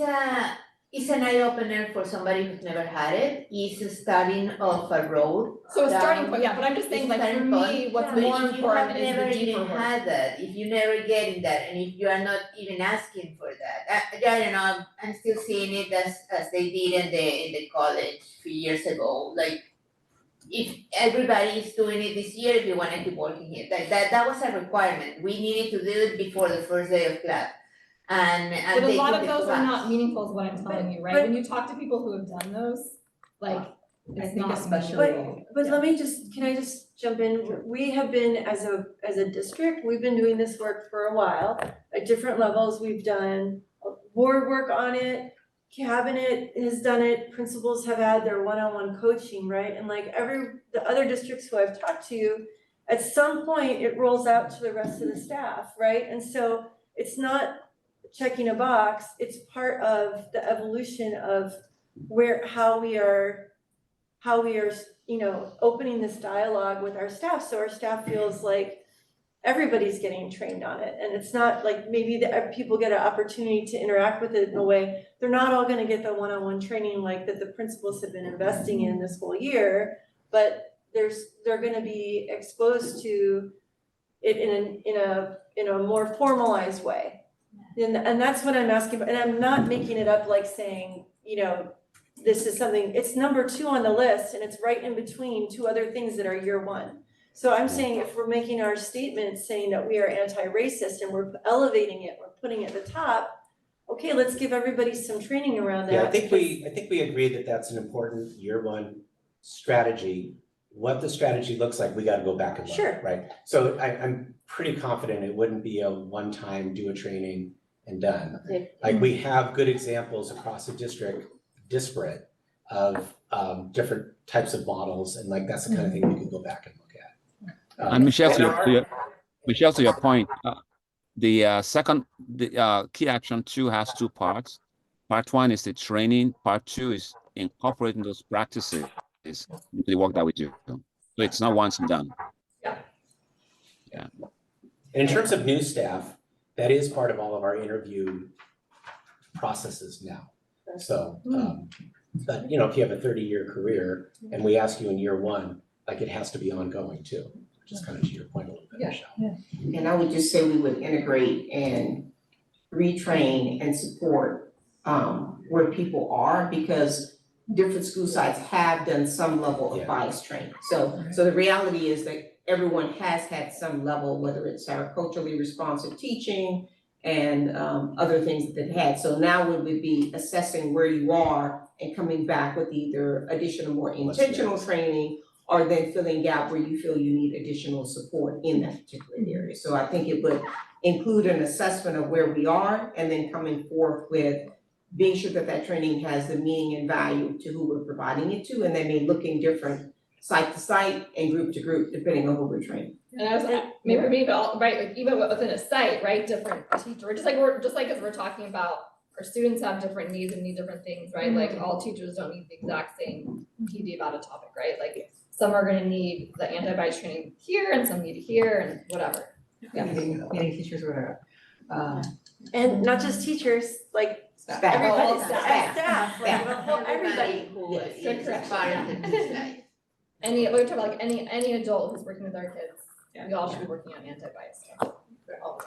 Well, it's 8:04, so are we happy with what we have, or we think, because this is very important, so if we feel like we need to expand this, maybe we should, but also putting some limits, so where we are with what we have in these 4-page documents and some ramifications that we've been studying.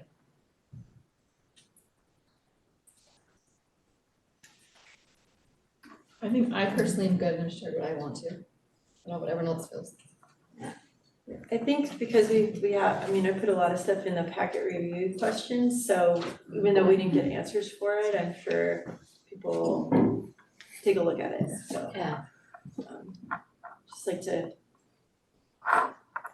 see the response later, like as it cooks a little. Yeah, and I think we made important changes also. Things got moving forward.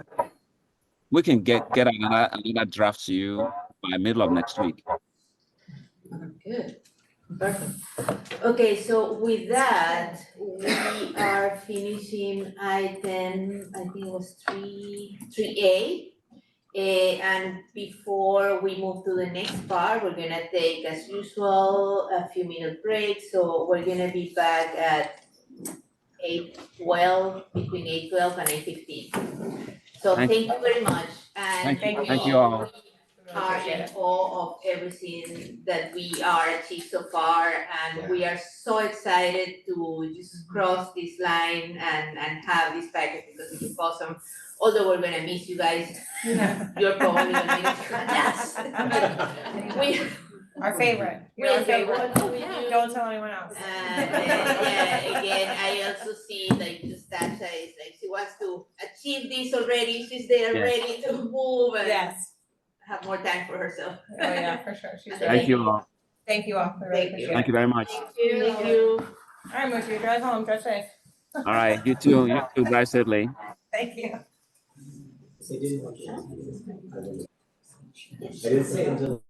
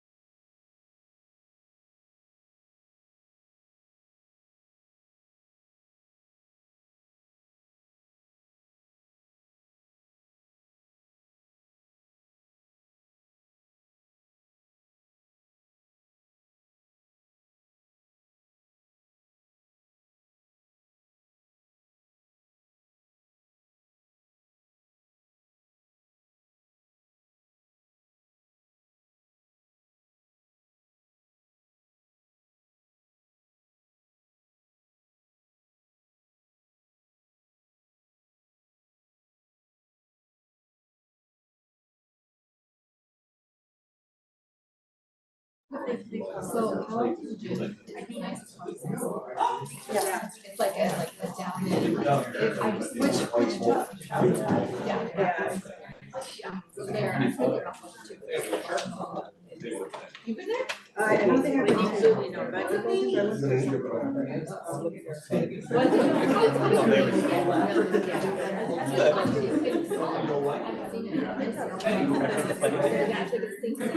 Leave right now.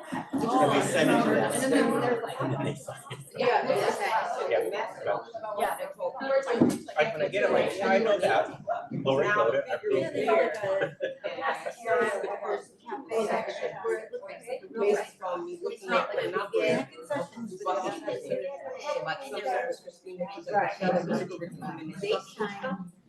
Some of it was through their training, whatever, so that's how they follow up. Yeah, all the payroll comes from them.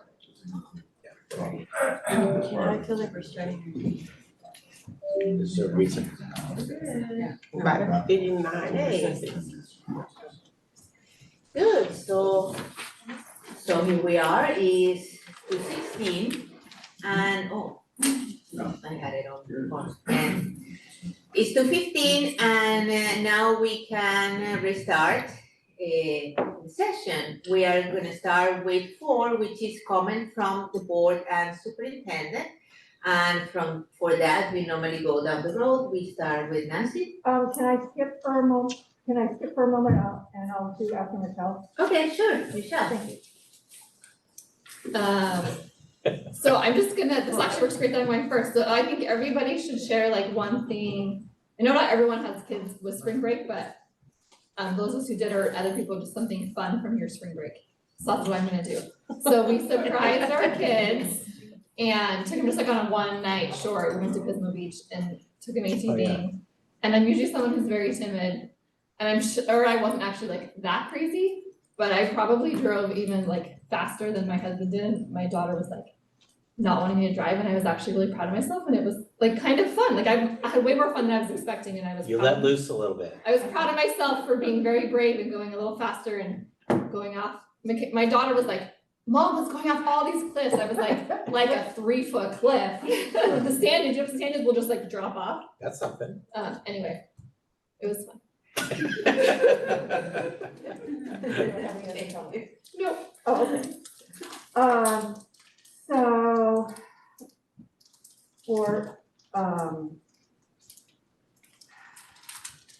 So I've been traveling a lot, and one of the places that I had an exciting time traveling to was Washington DC, and I had a fabulous time at the CSBA Coast to Coast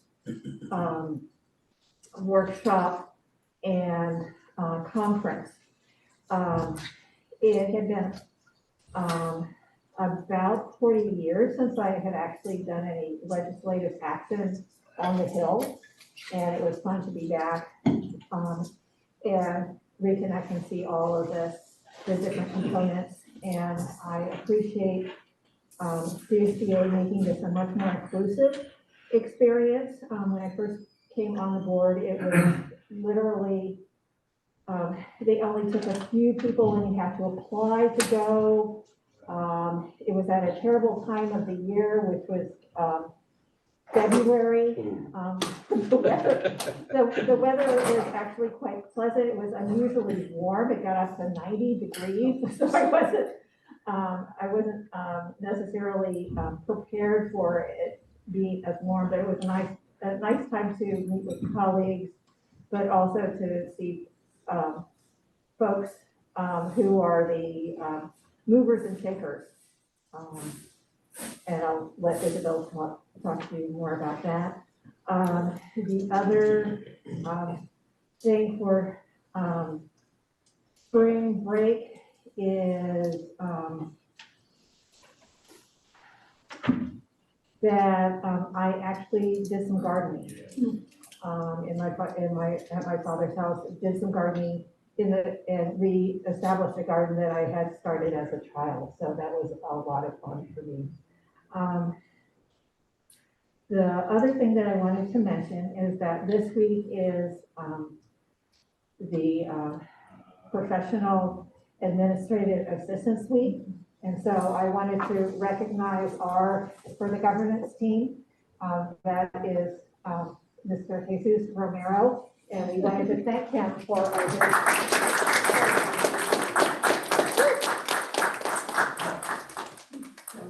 Thank you for the package, thank you.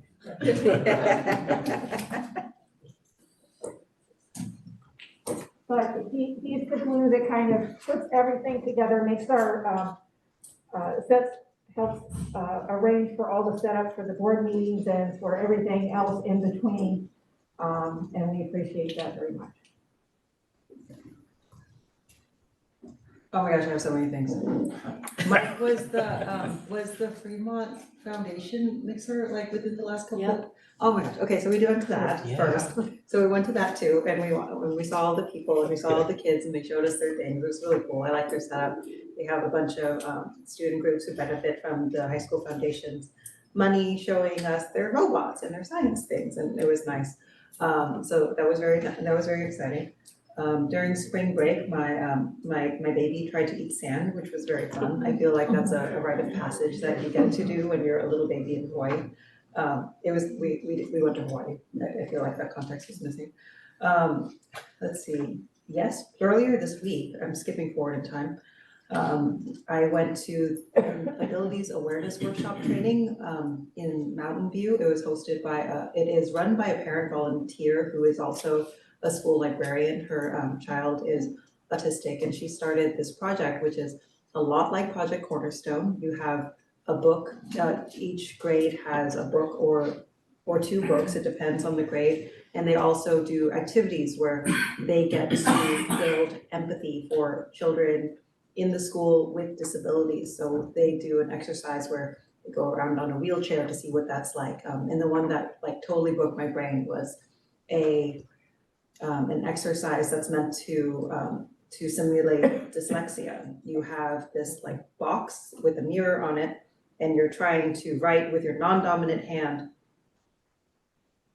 copy shapes in the mirror where your hand is not doing the thing you think it should, and you're doing your non-dominant hand. And the way this exercise is supposed to be done is it's supposed to be like simulating a classroom environment. So you're supposed to have a teacher there over your shoulder going, come on guys, let's go, it's time, we gotta get this done. And it was immensely stressful, just as it's supposed to be. I failed in procuring childcare for my own son in this, so he got to do it with me, and it was great for him. Yeah, this was actually the thing that he said. I was describing it to him on the way over, and he said, I would actually really love to do an exercise that that simulates something like this, dyslexia specifically, because he said that there was a child in his class who had this disability, and he felt that often the other kids gave him a hard time about it. And I feel like something like this would do a lot to bridge that empathy gap. It was really hard, guys. It was really hard to try to write that down.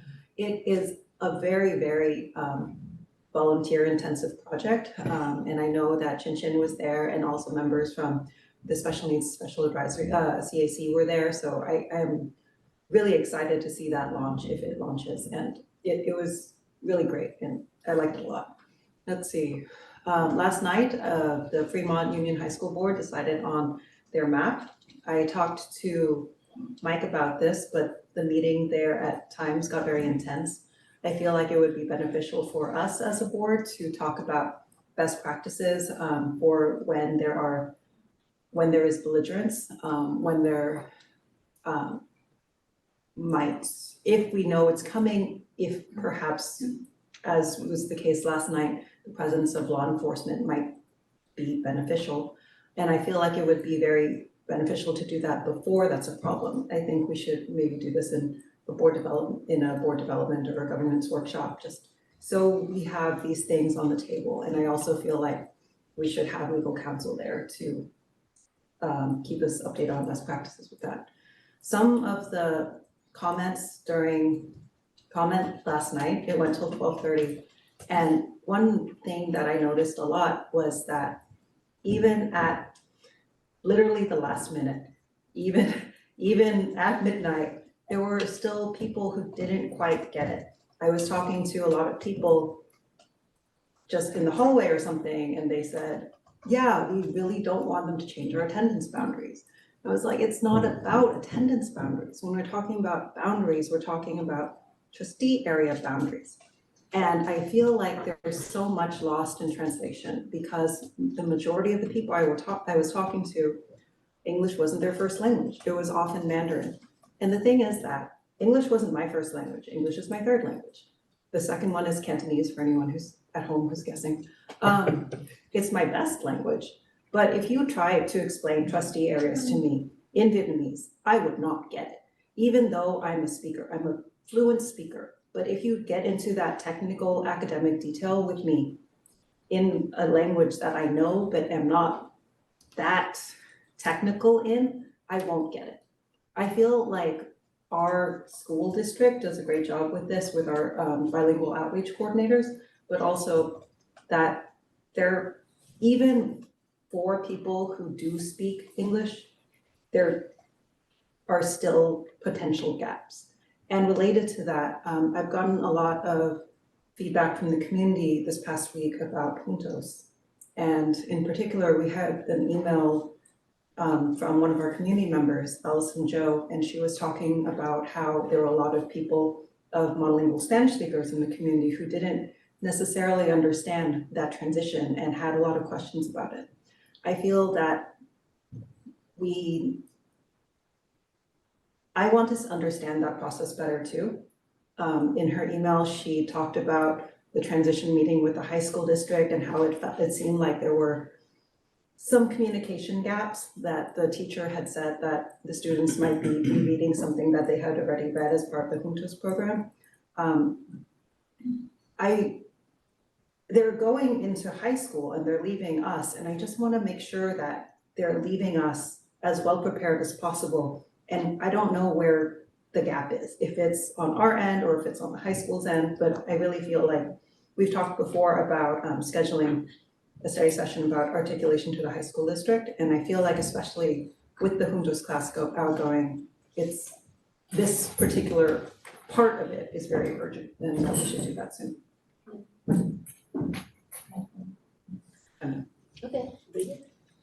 Okay, so I'll send in my activities to Jesus. I'm a little bit late. Jesus, also thanks for always feeding us. We really appreciate it.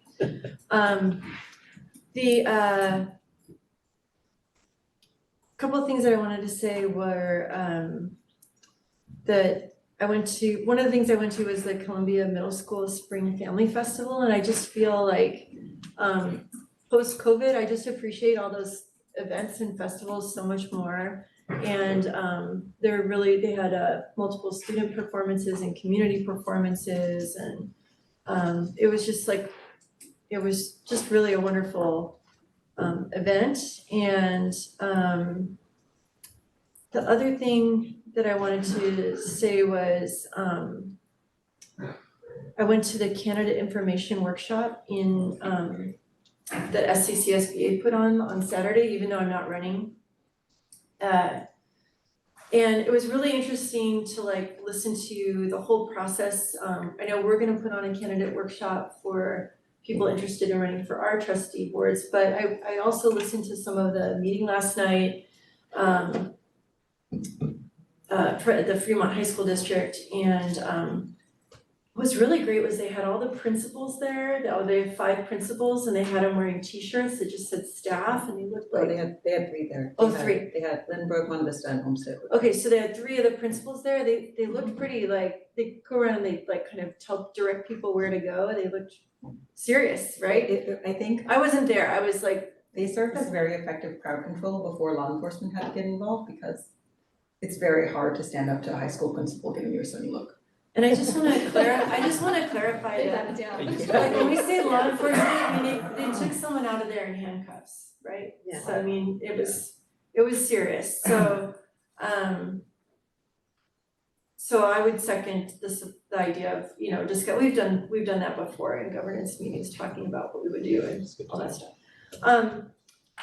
But I was thinking about it, I mentioned it to Mike in packet review. I don't know if it's feasible to do, but since, as we're like only half of our board, or a little more than half of our board is in trustee areas right now, and we're gonna be going to completely trustee areas, so all the misinformation that I heard, kind of bandied about the community, for the high school district, and the fear and the just misunderstanding and miscommunication, deliberate and otherwise, it really made me wonder if it might be a good time to like do some outreach with our, since the northern side of our district is up, and since the high school district has their trustee area, they're gonna run, they have an empty trustee area up in the north side.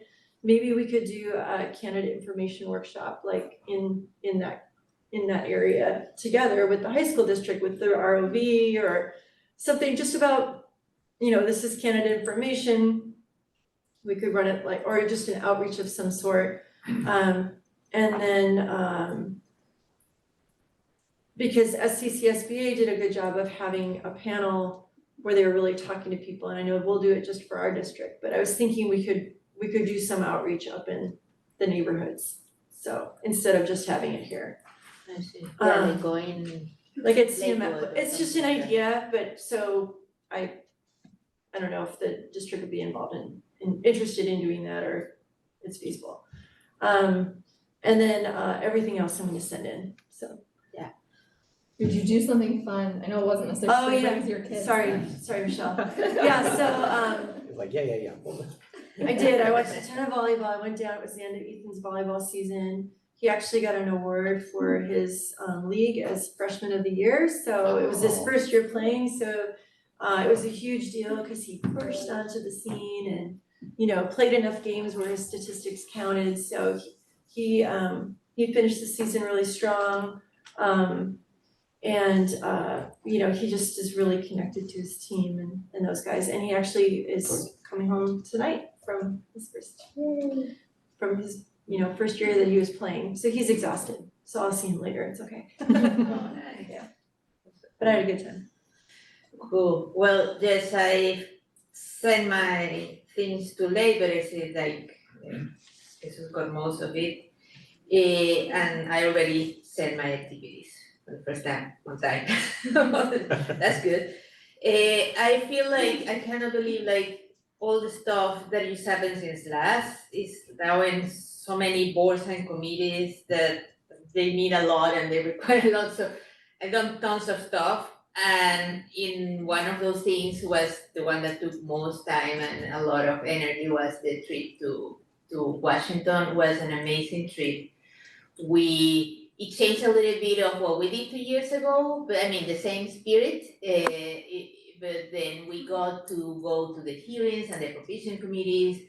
We got to the Title IX appropriation committee meeting. That was super interesting to see the dynamic and how we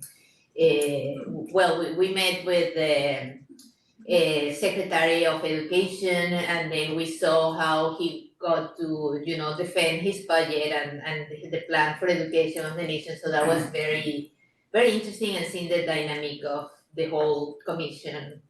We did get to talk with our representatives. We talked with a bunch of other people in between. And we got this time we had the evening at the Capitol Hill that they'll get together, so that was very exciting. I was saying like we all felt like, like the kids who go to Disneyland and see their favorite characters. I felt kind of like that, like, oh my God, I feel like I got to Disneyland and saw the big cheese, everybody there. This is so exciting. So that was one little thing, like one evening out of all the 5 days of work, but it was very interesting. We learned also a lot of why we were advocating, the background of each of the issues that we were advocating for. We got a deep down in each of the measures and each of the bills and the history of each of the bills and what we were doing and what it meant. The Social Security for teachers and all the things that we were advocating to help educators, to help keep teachers on their careers, and to keep our children in public schools and to at last to see if once, since the promise of the IBA was given, we will actually get closer to the 40%, so we just keep trying. One of the thoughts sharing with other trustees was that maybe as we have a big group and it's one of the strongest group advocating in our county, we got the biggest delegates that went there. We could like each district actually have a measure asking that we need that money, like to keep going, because we always get less than 8% of that money. So it means that we need to put for our funds to do, instead of doing other stuff, we pay for the other 31% that they committed decades ago to give and they never given. So if they do that, then we will have tons more money that we deserve, because that's what the law say that we should have. So maybe we should all just go ahead and sign a big document, each of us, and when they get, hundreds of these, they will pay more attention than some of us just going there once. So I don't know, that was like one of the ideas that comes, working together so towards the same goal and try to fight for the kids and for education and for our school so we can get the best that we can.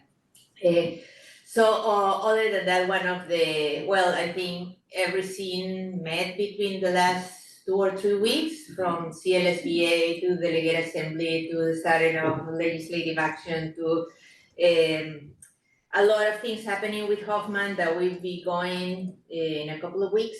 Everybody in the district, maybe? At least the board are going. Mike, you're going? I think so. Okay. No pressure. Thank you again. Jesus is the one who normally puts those things together. It's awesome that we can with our super assistant doing that. So other than that, fun thing, right after I came back, we had some family visiting that never visited before. So we were able to do a banana slug day on Santa Cruz, like the day after we came. So that weekend also there were some things happening at the district, but I just couldn't make it. I think somebody had like an event or something, or a multicultural thing. But there was a great day. I love that college. It's completely different to the outlook of any other space and college that we visited. We visited all in California. I think they all blur together. This one just stand up because everything is completely unique about that campus. Other than that, I see what you say. We did got a lot of training. 2 years ago, there was a conference that CSBA did on leadership, and half of the conference was about security and measures, because it was like just coming out of the whole storm that came with COVID. But then in that moment, we did have tons of meetings about what to do, like and the cameras and our policies of where we meet and what happens if we cannot meet here because we have, Disruption. something. So there were a lot of trainings that were happening and things, and we can redo those and make sure that we're following through with our initial goals from a couple of years ago. That's always something that we could check, we check with the kids in all their in all their trainings and things that they do every year. Maybe there is something that we should do periodically and make sure that we're up to date. But it is very important to keep everybody safe. What's the other thing I thought you said that was very interesting? I forgot. But always to the point. Good. Thank you for that.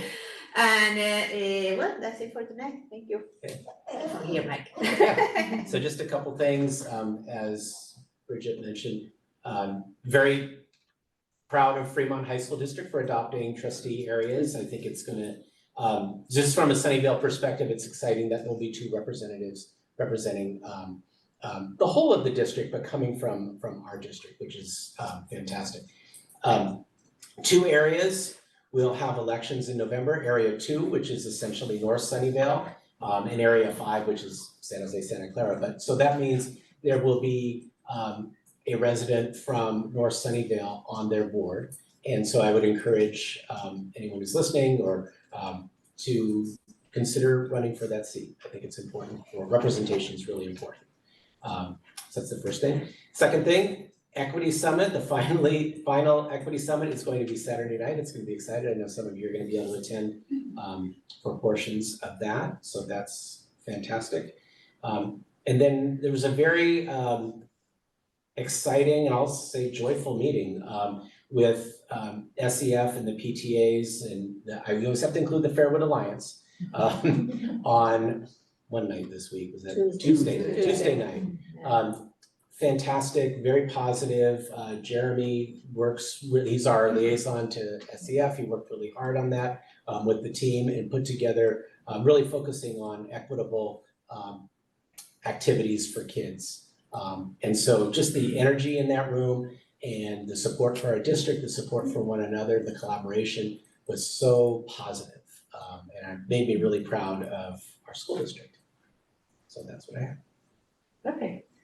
Thank you. And with that, we move to the next item on the agenda, which is item 5, comments from the Sunnyvale Association, Education Association. So if we have any member from this body who is here tonight and wishes to speak to us, please raise your hand. It would be a great moment to do so. No. Okay, since none, then we move to the next item, which is comments from the California School Employees Association. If there is any member online right now from this body who would like to talk to us about any issue, is welcome to do so. No. Okay, seeing none, then we move to the next one, which is comments from the public, item 7. This portion of the agenda provides an opportunity for members of the public to directly address the governing board or any item or interest of interest of the public. However, provisions from the Brown Act Government Code 5495 4.2 and 3 preclude any action being taken on any item not appearing on the posted agenda. Time limits allocated to public testimony are 3 minutes per person and 20 minutes per public comments. Speakers are asked to give their name and affiliation so that an accurate record is effected on the minutes. So I do have one card, so 2 cards and 2 persons online. So we're gonna start with 3 minutes from here. Jesus is gonna put the time in 1 second, and I'm trying to look for the little speech that is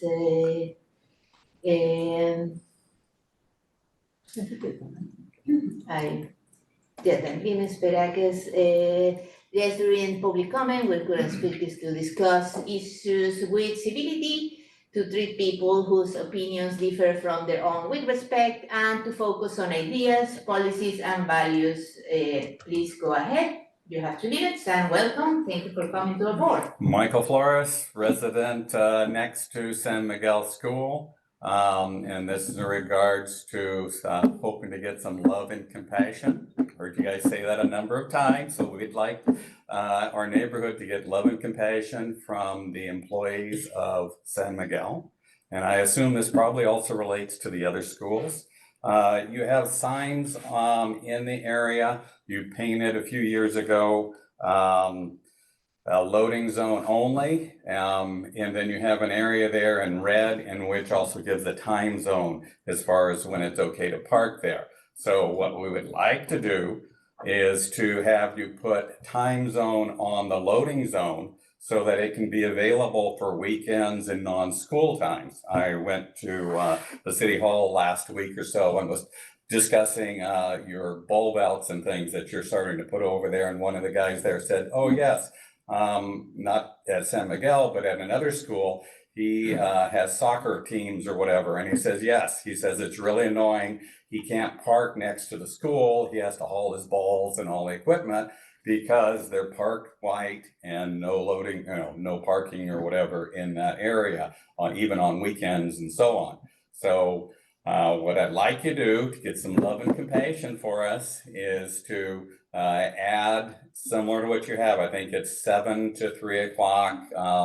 It's no parking. In this case, it would be loading zone only type of a thing. But if you could add those to the areas and not just to San Miguel, as I said, the other schools have the same problem where you've made them white and it's 24/7, 360 days a year that you cannot park there.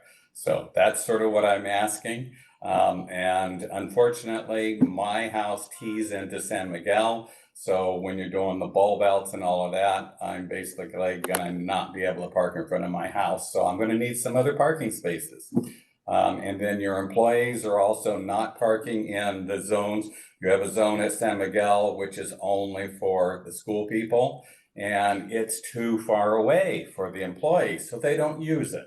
They park in front of my house and along the street because it's more convenient for them.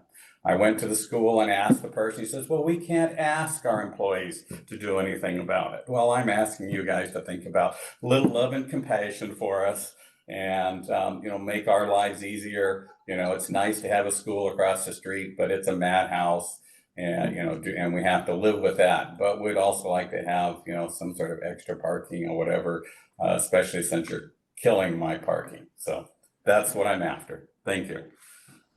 Mr. Flores, thanks for coming in. Thanks for waiting. I Okay. saw Mr. Burns taking notes while you were talking. He's our Director of Operations.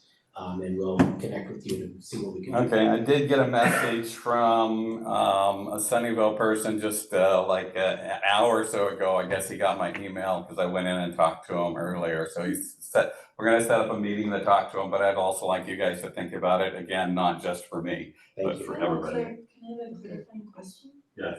Or is that okay? I just didn't understand the last part of it. Did you understand the last part of it where you was talking Well, about that? Brent probably did. Yeah, okay. That's what, yeah. Okay, Brent, Yeah.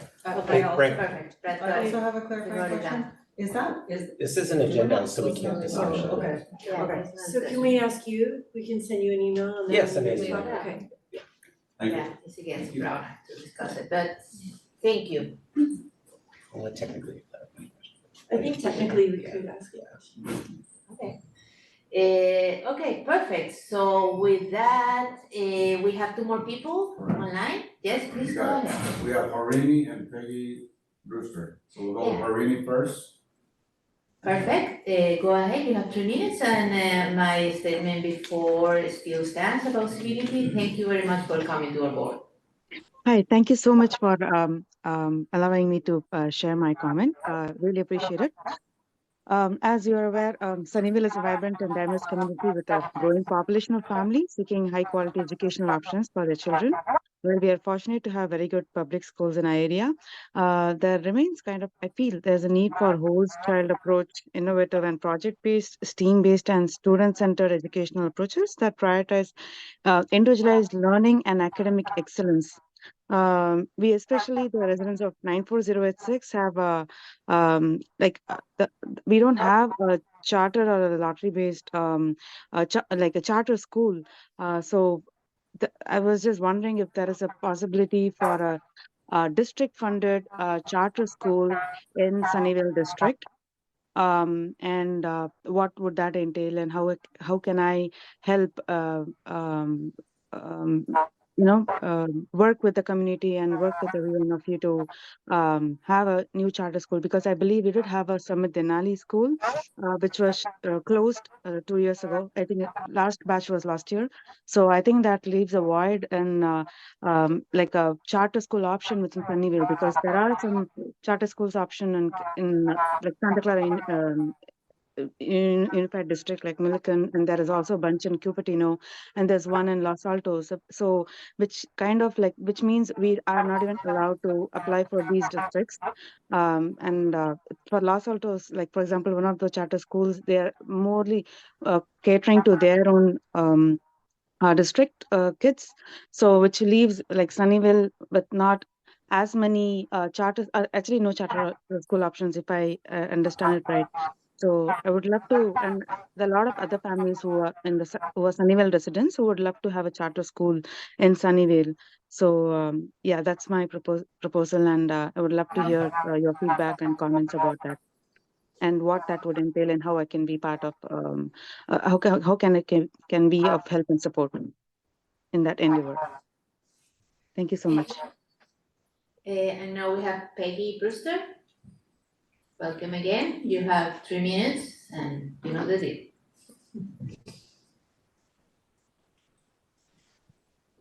Hello. Hi, thank you.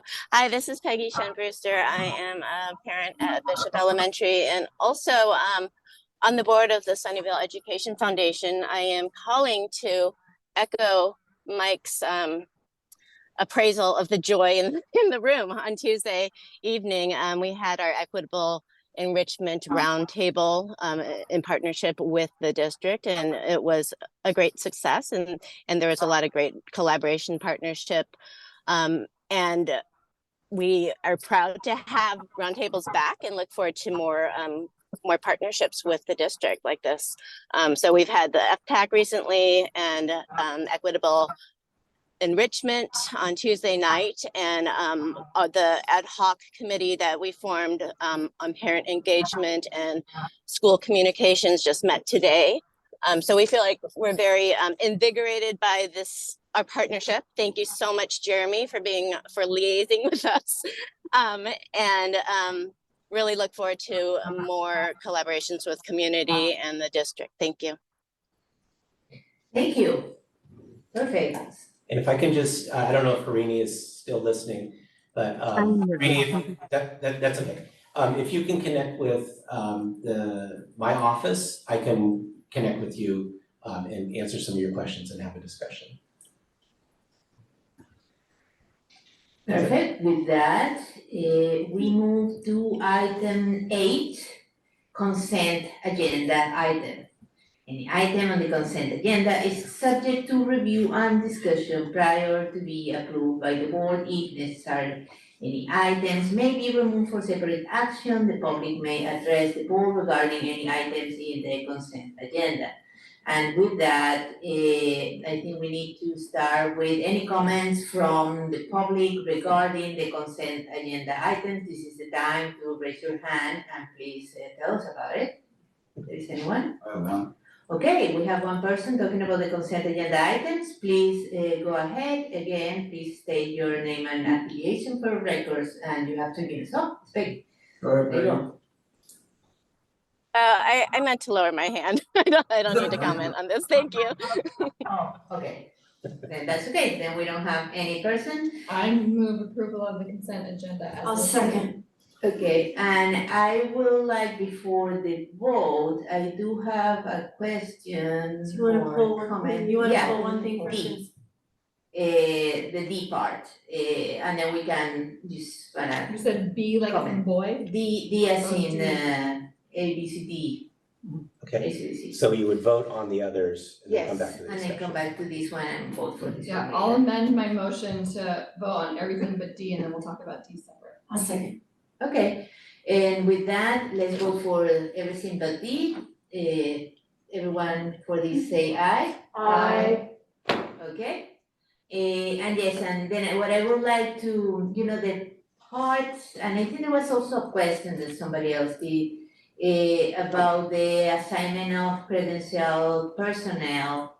I think that here we have some personnel who is somehow, so we do have in this package, I learned that some other personnel that is not completely credentialed, they have they have been, I don't know, like why, and then we have like we give some sort of permission for that, so how does that work? Okay, so the item that you are discussing is the approval of assignment of credentialed personnel. In the Ed Code and with the California Teaching Credential Commission allows the board to authorize I guess, teachers to teach without the proper credential, but I want to qualify that in the sense that they can have minimum requirements. And so there's this, I think, 12 units of specific content in that area that they're teaching. And so there are the 4 individuals that we are bringing forward for your approval. This is a common, I guess, to make sure that, yeah, it gives the board the flexibility, and again, it's not just anyone can teach anything because of the minimum requirements. And this is a common thing done on a case-by-case basis for districts, and we utilize this every year to make sure we're able to offer a comprehensive program. And if I can jump in. Please. And to know a little bit about the speech pathologists, they're different. They have certifications as speech pathologists. They may not have a credential, but there's one other thing that they have to have in addition to that. So they're considered fully certified. They're different than teachers. Okay. Okay. Perfect. Well, then we can also vote on that. Yeah, you just had the question, but my intention was not to stop it, just to clarify. Okay, so let's vote on item D. Do we have a motion for, oh, sorry, how do we do that? Is that okay? You need a motion. Yes, we have a motion for that? I move that we approve item D. I'll second that. Okay, everybody in favor, please say aye. Aye. Okay, so we got it approved too. So now we move. And so we are now in item 9, review and discuss. And for that, we have Sunnyvale State Preschool Program self-evaluation. And for that, we have our guest, Stacy Esquivel. She is the preschool program manager. Welcome back. Thank you. It's great to see you. Thank you, board, for the opportunity to be here tonight. Every year, we have to do a compliance review for our state preschool program. This is really just an opportunity for us to reflect on our current practices that we have in place, reflect on the positives, but also look for that continued growth. Just a couple of highlights. I know I've provided you with a summary. We look at our assessment results. This year, we're really excited to say that we have made growth in those areas that were really impacted by the pandemic. We saw social and motor skills were highly impacted for our young learners.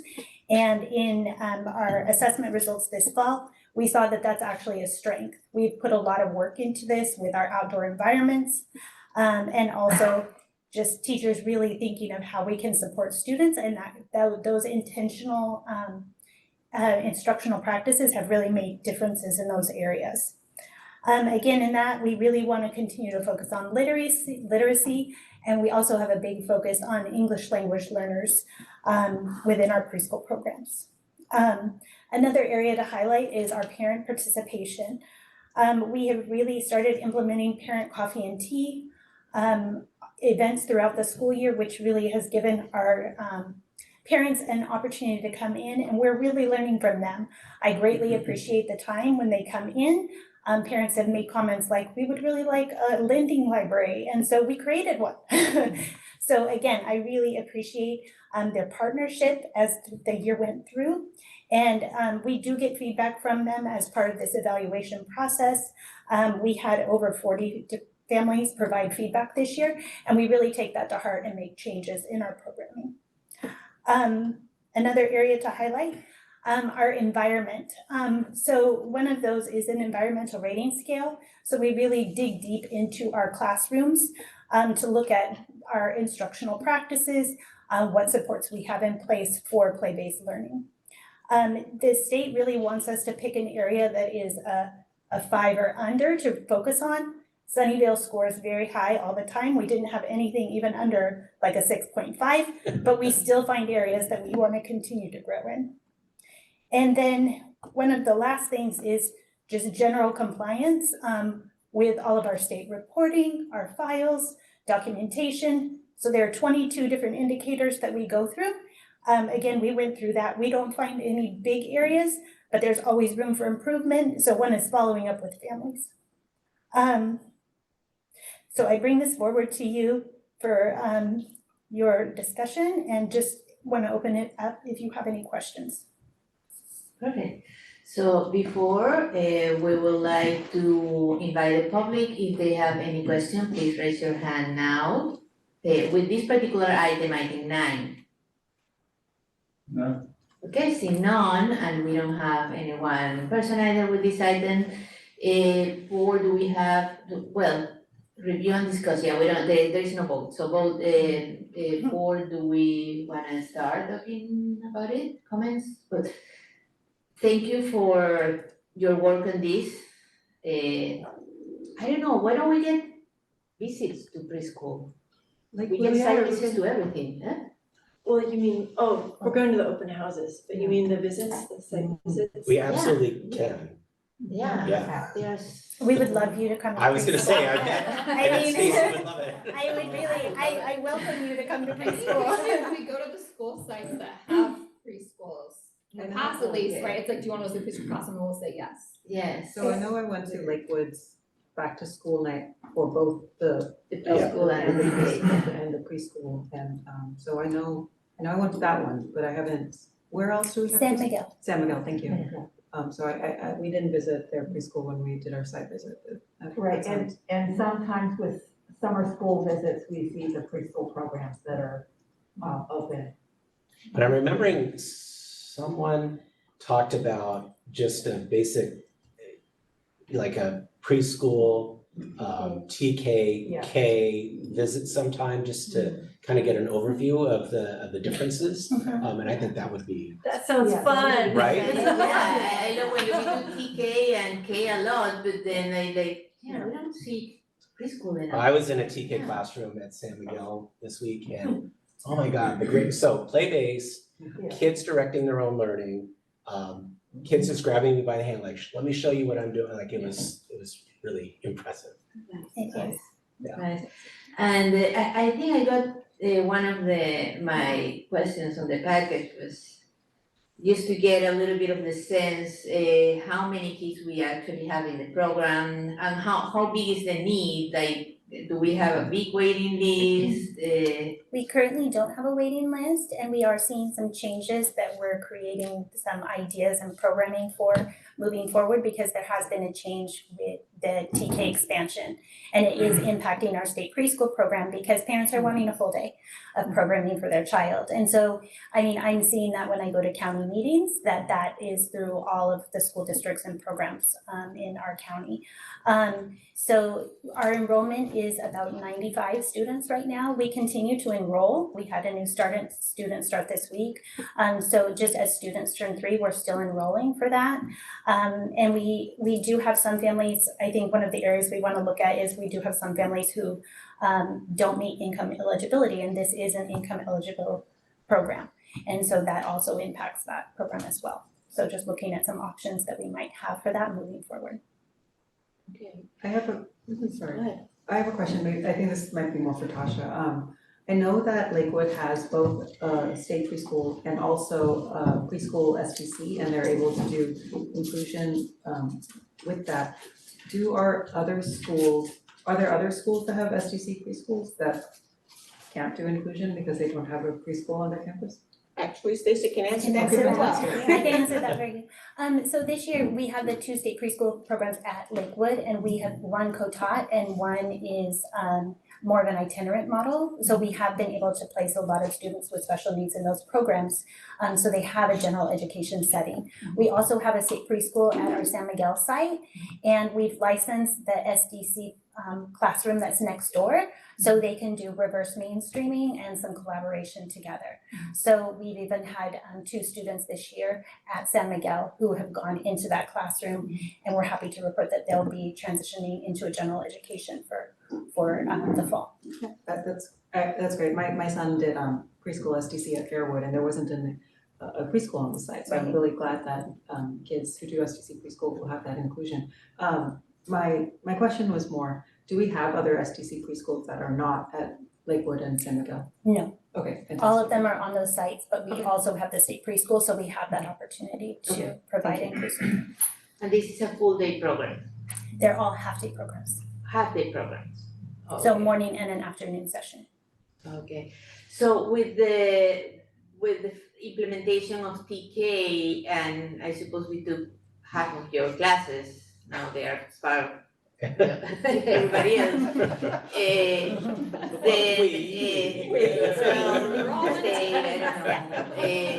Now, this opening more spots, so it can, is like, and who says, I suppose this is paid by the state directly, so they set the limits of the who can go and who cannot, but is there a way to expand that and raise the limit of the affordability?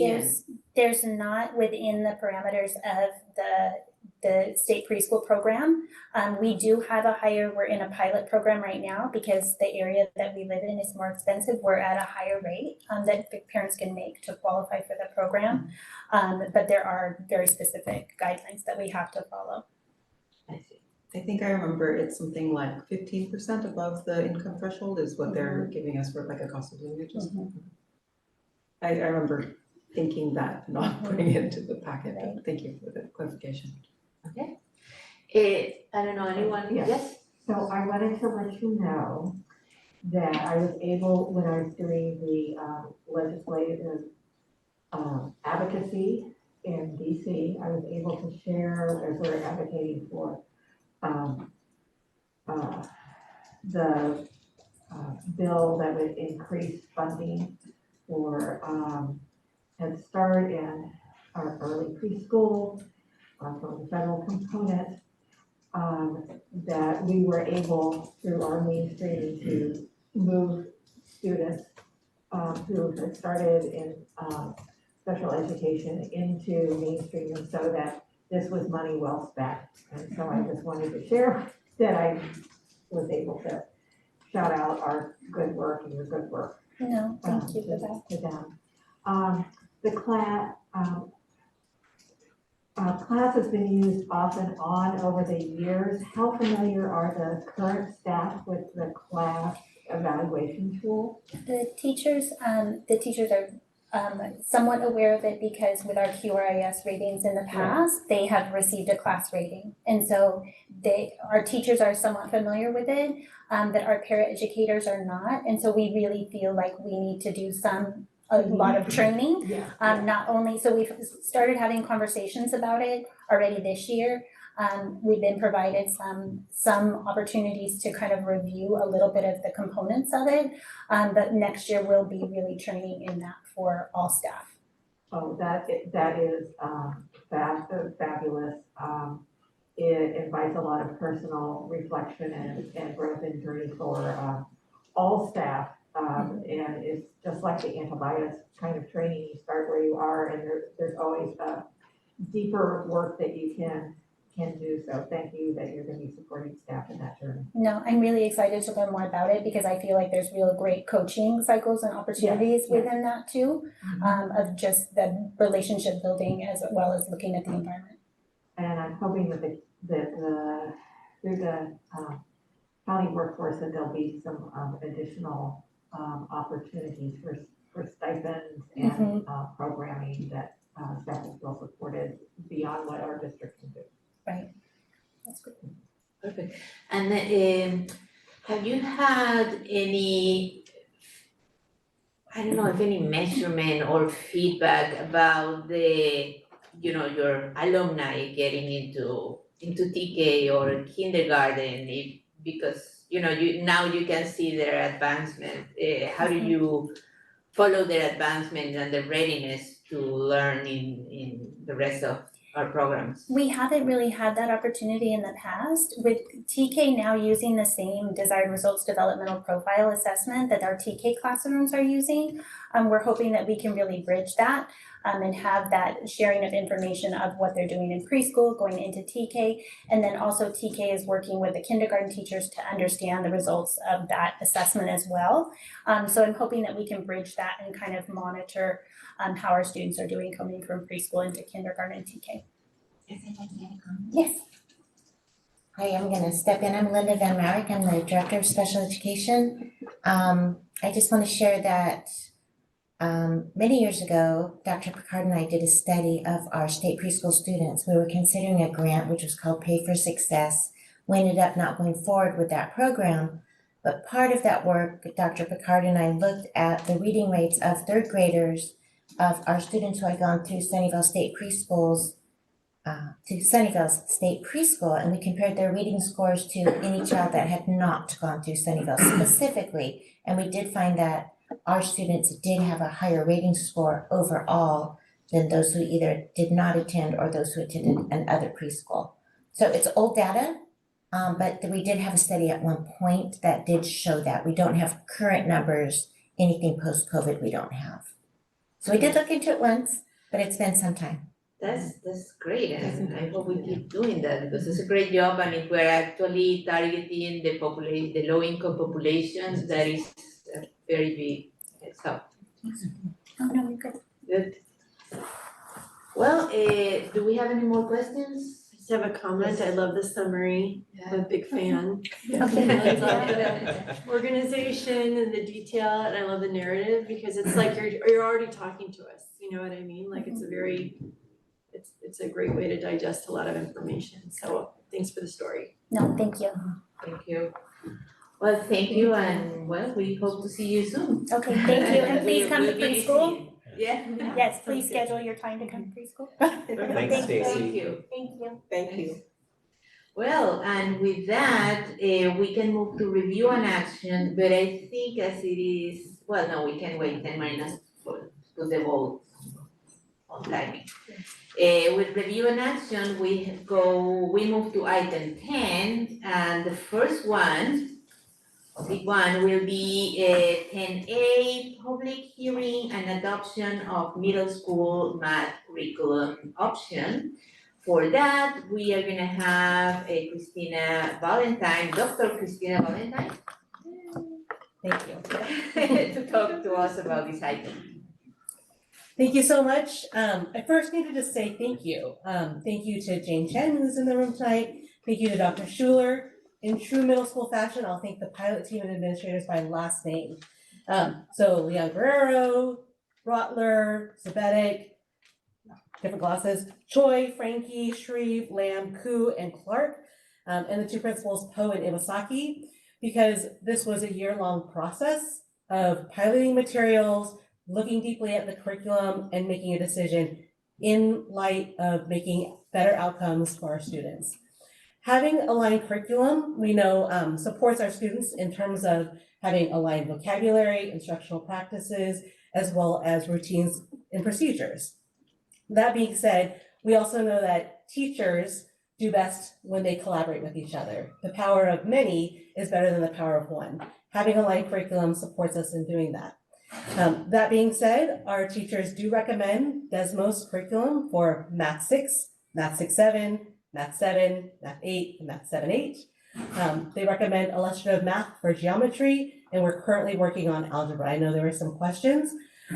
We wanted to be thoughtful about algebra. The pilot team worked on making a recommendation, and there were some other considerations. So we will be coming back with our recommendations for next year on algebra. That being said, I think that's what I wanted to start with. Okay, so this is a public notice, a public hearing, so instead of having I think public comments, we open a public hearing session and we invite everybody to come and talk to us about this item. So it's 9:13 and we open the public hearing. I have one. Please go ahead. Gita Golakota. Good, please go ahead and do we have 3 minutes too? Yeah. Does it work as a public guess so. hearing? Yes, 2 minutes to us, the same rule.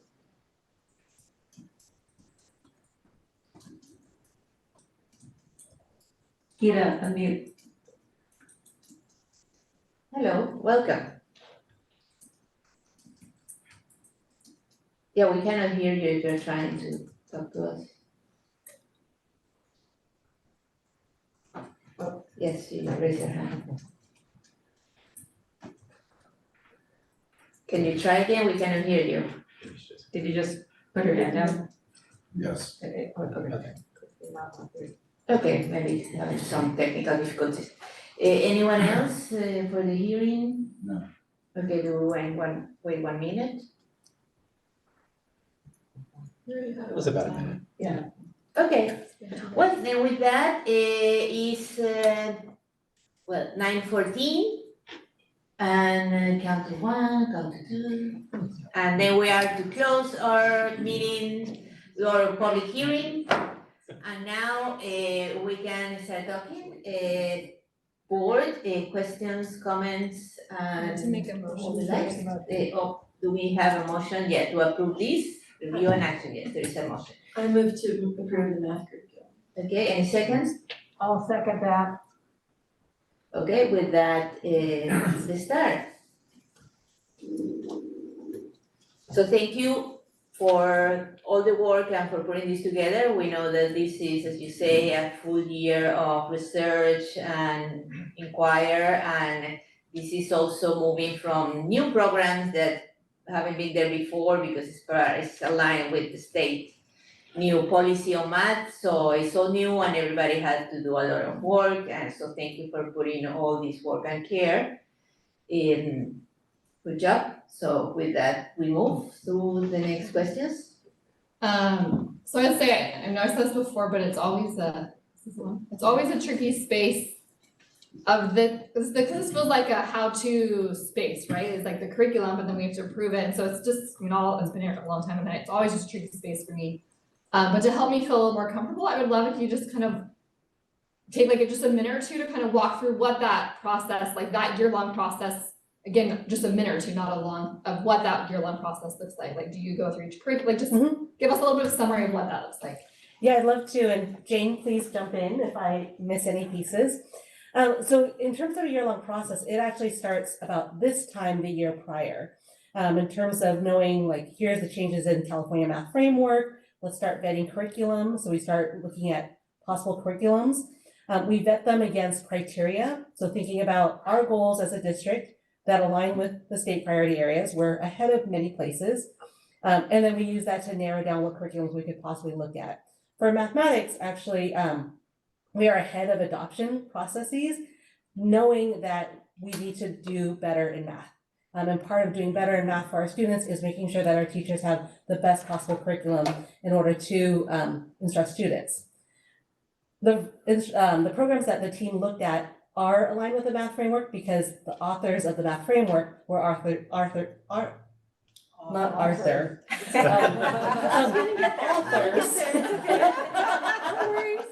had it in my brain, of the programs themselves.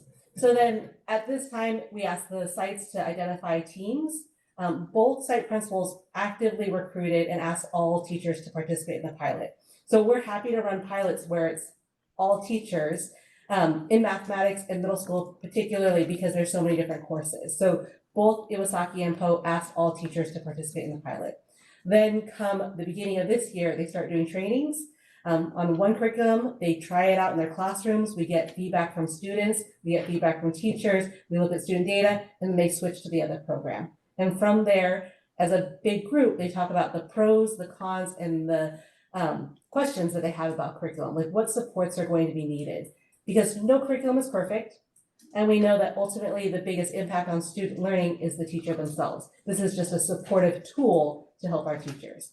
So that, in a nutshell, is our process. Does that answer the question? Yeah, and then I would say, maybe, I just missed it, how long of a window, do they do one unit, and is that unit a 4-week unit, an 8-week, about how long do they pilot each of? Yeah, so they do more than a unit, but in terms of actual weeks, 8 weeks. 8 weeks. Okay. Thank you for phoning a friend. So that's 8 weeks with one, and then they switch to a second. Yes. So I just have one more. This isn't so much a question, just kind of, I guess, maybe a comment in a tricky space. Is the right that again, right? We're we check the box of reaching out to families, right? Because that's part of this process, right? Part of what state law, whether we like it or agree with it or not, the way the process is, right? Is staff does that, then we put it out, and then there's a public hearing for community to, in theory, give feedback on what they like, they don't like, we tweak, and we approve, right? So that's like the theory. And I just struggle with, right, there was like one email that went out, like even like me as a parent, like missed it, I know other parents missed it as well. So I'm not super concerned, because even if there had been better advertisement of it, I don't know if any parents would have necessarily commented, because we usually don't get comments. So that's why I'm not necessarily super concerned, and I'm okay supporting this. But I would just say for future, I would like to see us do a little bit more than just the one email, like maybe another one a few days before, hey reminder, last one coming through, or just a little bit more of that. Space in case there is a parent out there who would be interested, even though we usually don't, I'd like to give a little more opportunity for them to know it's there for them to look at. Hi, this just raised another question for me. And I'm wondering, in the piloting process, if you get parent comments about the material that goes home, or if they feel that their students are needing more support or they are getting it, that kind of feedback is something that you're asking for with intentionality. I'm sure subjectively you and anecdotally you do get information, but I don't know if that's brought into any of the decision making. Yeah, I actually think that both these comments are good ones for us to consider, and I'm linking back to the earlier conversation about parent outreach in the strategic plan process. So these are definitely things that we can work on in the future, because we keep working on it, refining the process. So having student participation was a new process as of last year, but having parents participate, also clearly communicating ahead of time, here's our process to families, maybe even at the beginning of the process and throughout, would increase just parent awareness and potential for them to have input and feedback. So I think this is a preferred process rather than the expedited version, I think, because the expedited version sometimes would come like partway through the year, right? So like this is actually pretty nice, because they haven't had the grade level curriculum, right? They haven't had anything else all year, so they're learning it through these curriculums, right? Like what I was thinking about was there's so many of these, because the schools are back, the sites are back open, post-COVID and everything. There've been so many different events where people are actually pretty excited to like get back on campuses and be together. So maybe maybe there'll be an opportunity at the middle schools to like, how they do at Bishop or at other places, there's like tabling going on during a community event. You could almost see like when Columbia Middle School has lunch, open lunch for students, right? They get a lot of parents there, or their spring festival. If it happened to align, you could be tabling there and say, this is the new math curriculum, just to like, this is our process or whatever. If you wanted to do outreach that would get there, there are more parents on campus now for things like that. I don't know if that's like remotely interesting. Like I know when we had the SMS construction, we piggybacked on to like different events to like do communication. I don't know how important it is to have that.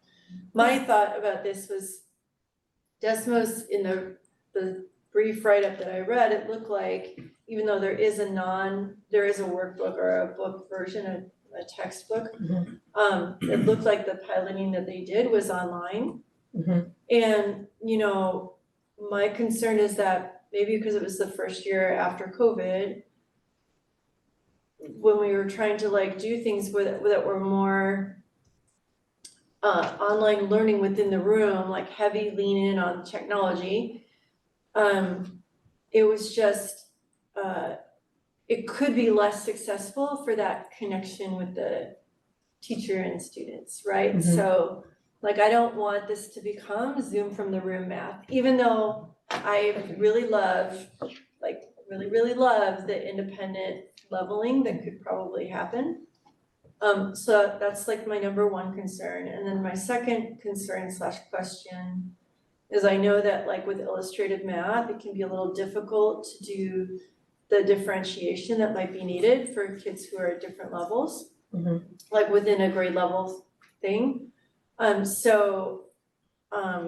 know how Desmos is with multilingual learners or with, you know, academic recovery or new learning that needs to happen, foundational learning, if the kids are in this level. So I was just wondering how this program responds to that. So those are my two thoughts. Yeah, definitely. Questions. So I think you're right on track with the pilot team in terms of wanting to have print materials and not have Zoom in the room. Like we want our teachers to be coaching and facilitating rich discussions because that's the way our students process information. So that's why we know that the print materials for Desmos will be important. From the pandemic, our teachers have more experience with the digital resources and the print materials are newer. So we do have those. In terms of differentiating with illustrative math over the course of this year, our teachers have done a fantastic job, like rising to the challenge. Implementation year one is always challenging. Like it's a change in practice. It changes how we look at student work. And we're at a point now where teachers are starting to see, oh, I can see where these tasks are level for students. Like there's access for students at a range of language levels, a range of mathematic levels. And we work really hard to separate language capacity from math capacity because students may not have language to describe what they're doing, but they have mathematical reasoning. So building the scaffolds for both at the same time. Desmos does similar work. And also after year one of implementation, our next step is to look at targeted intervention materials to catch students up. So it's both and we want to be thoughtful about rolling something out and doing it well and strategically to make sure effective first instruction is done well. Because if we do that well, we will have less need for intervention. Right. We do need the intervention. We do. Yeah. So you need to extend the meeting. Yeah, yes, definitely time for that. How much time? Finance. Let's just do it So, till 10. Now, the thing is that. Huh? 10's not enough time. We don't need to do closed session. We can. Yes, so that was one thing. We could say up to 10 and see how close we get by 10. Definitely, this closed session is gonna take some time, so we also could decide, because it's the only option we have for extended. If we want to extend and have a closed session today, we need at least 10:30. Otherwise, let's say 10, and we'll see how much we can get done by 10, and if not, The we closed table it session for is just next week. checking in on your progress on the evaluation, which we can do informally, and then the other item we can do at the next meeting. There's no rush. The next meeting's not gonna be super full. I mean, the next meeting's gonna be just as full, might as well just make a long night and do it tonight. It's up to you. I have to go. Okay, so let's say 10, so a board, can we vote then on extend tonight meeting until 10 and try to do our best, otherwise we can table the last item, so try to get at least to all our item 10s. I move that we extend the meeting till 10 p.m. Okay, any second? I'll second. Okay, votes on that, everybody say aye. Aye. Perfect, so we extend it to 10 p.m. Perfect, so please go ahead, and we Well, I were, have one sorry, more- we just. I have one more question, sorry. So we don't have any, like, there's no data tracking on like how this program has done so far, because this is all new, because it's a new math curriculum that we're adopting, because it's a new math standard that that has been adopted by is that correct? Like, this is new math curriculum to meet the standards? Yeah, so in terms of data tracking, it would be challenging for us to track by trimesters in the No, pilot window. I mean, like, as far as Outside of like, our school, as like far as data Desmos. that's come in before on Desmos, like, other people have. Oh, from used it. other places. Yeah, because it's new, right? It's new, and also Desmos has been an existing curriculum across the nation for a number of years. Oh, so they've just adopted it to this standard? Yes, and again, all the curriculums that we piloted all have good data results. Nothing that we piloted was unworthy. It's just a question of what our teachers think will best meet their student needs, student feedback, matching our practices. Okay, yes, go ahead. I'm curious if you did get parent feedback? We didn't collect parent feedback directly. We did offer, Yeah. the opportunity, but no parent opportunity back. Other than the public hearing today and the curriculum being out, did you reach over the year or not? I think that was your question, isn't it? You Yes. sent They out an didn't get email, any. right? And They then didn't get any any. feedback Okay. back. And it said, I think that it was available in person at the DO and also online. And so the process, if you wanted to look at it online, would have been to respond to the email. Correct. And we did have 130 families look at the curriculum. Okay. Okay. Oh, that's super. Oh, there you go. Exciting. There's been some times when nobody looked at it. Yeah, I think that was probably what you were asking. Yeah.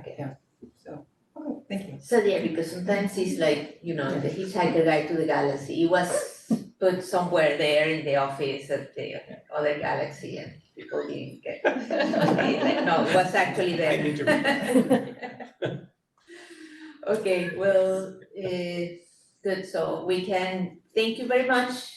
I think, we did the vote on this already? We need to vote. Okay, so let's vote. Anyone, please, who wants to vote in favor of this, please say aye. Aye. Perfect, with that, approved. Thank you very much. Thank you for what you do. We appreciate it. And some of us really love math, so go math. We do too. Okay, so approval, the next item is 10B, approval of amendment number 2 of the facilities lease for the Sunnyvale Middle School two-story classroom building project and authorization for enter into amendment lease is back agreement.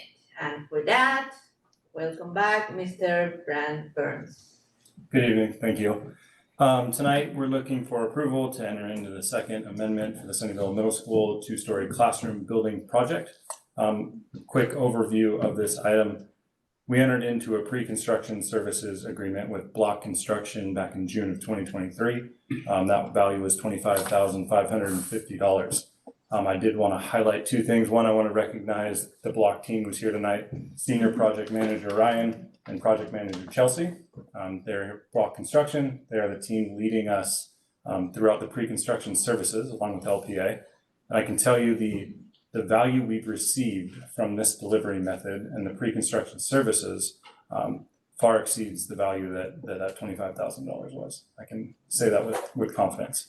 Tonight, we're looking to approve the second amendment, which ultimately locks in our guaranteed maximum price for the project. That is a different terminology than what everybody's familiar with in regards to design bid build. What this number represents is the maximum price that we'll be paying for this project. We have built in allowances totaling just under $1 million, as well as a 3% contingency for any unforeseen conditions that arise during the project. In total, we have $1.8 million worth of allowances and contingencies that, if not used, we will get back at the end of the project. I'm extremely confident in the project and where we are today. This is one of the last steps before starting construction in June. And I am happy to take any questions, and if I can't answer any, I can kick them off to Ryan and Chelsea. Perfect, so we start with comments from the public.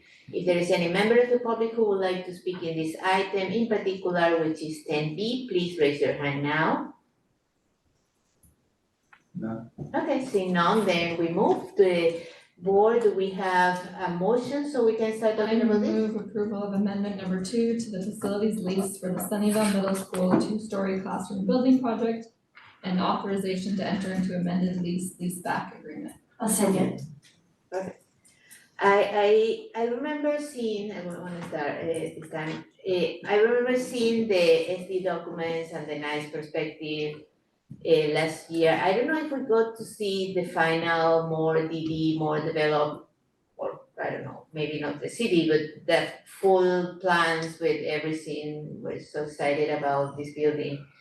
But I don't remember seeing the whole thing. Maybe we did, and we see so many things. Yeah, Finalized it might have been in December, and then it definitely would have been at one of the Citizens Bond Oversight Committee meetings. I don't know if I would have presented it here in total. I'm happy to share the updated renderings, but I think we brought the renderings forward back in December.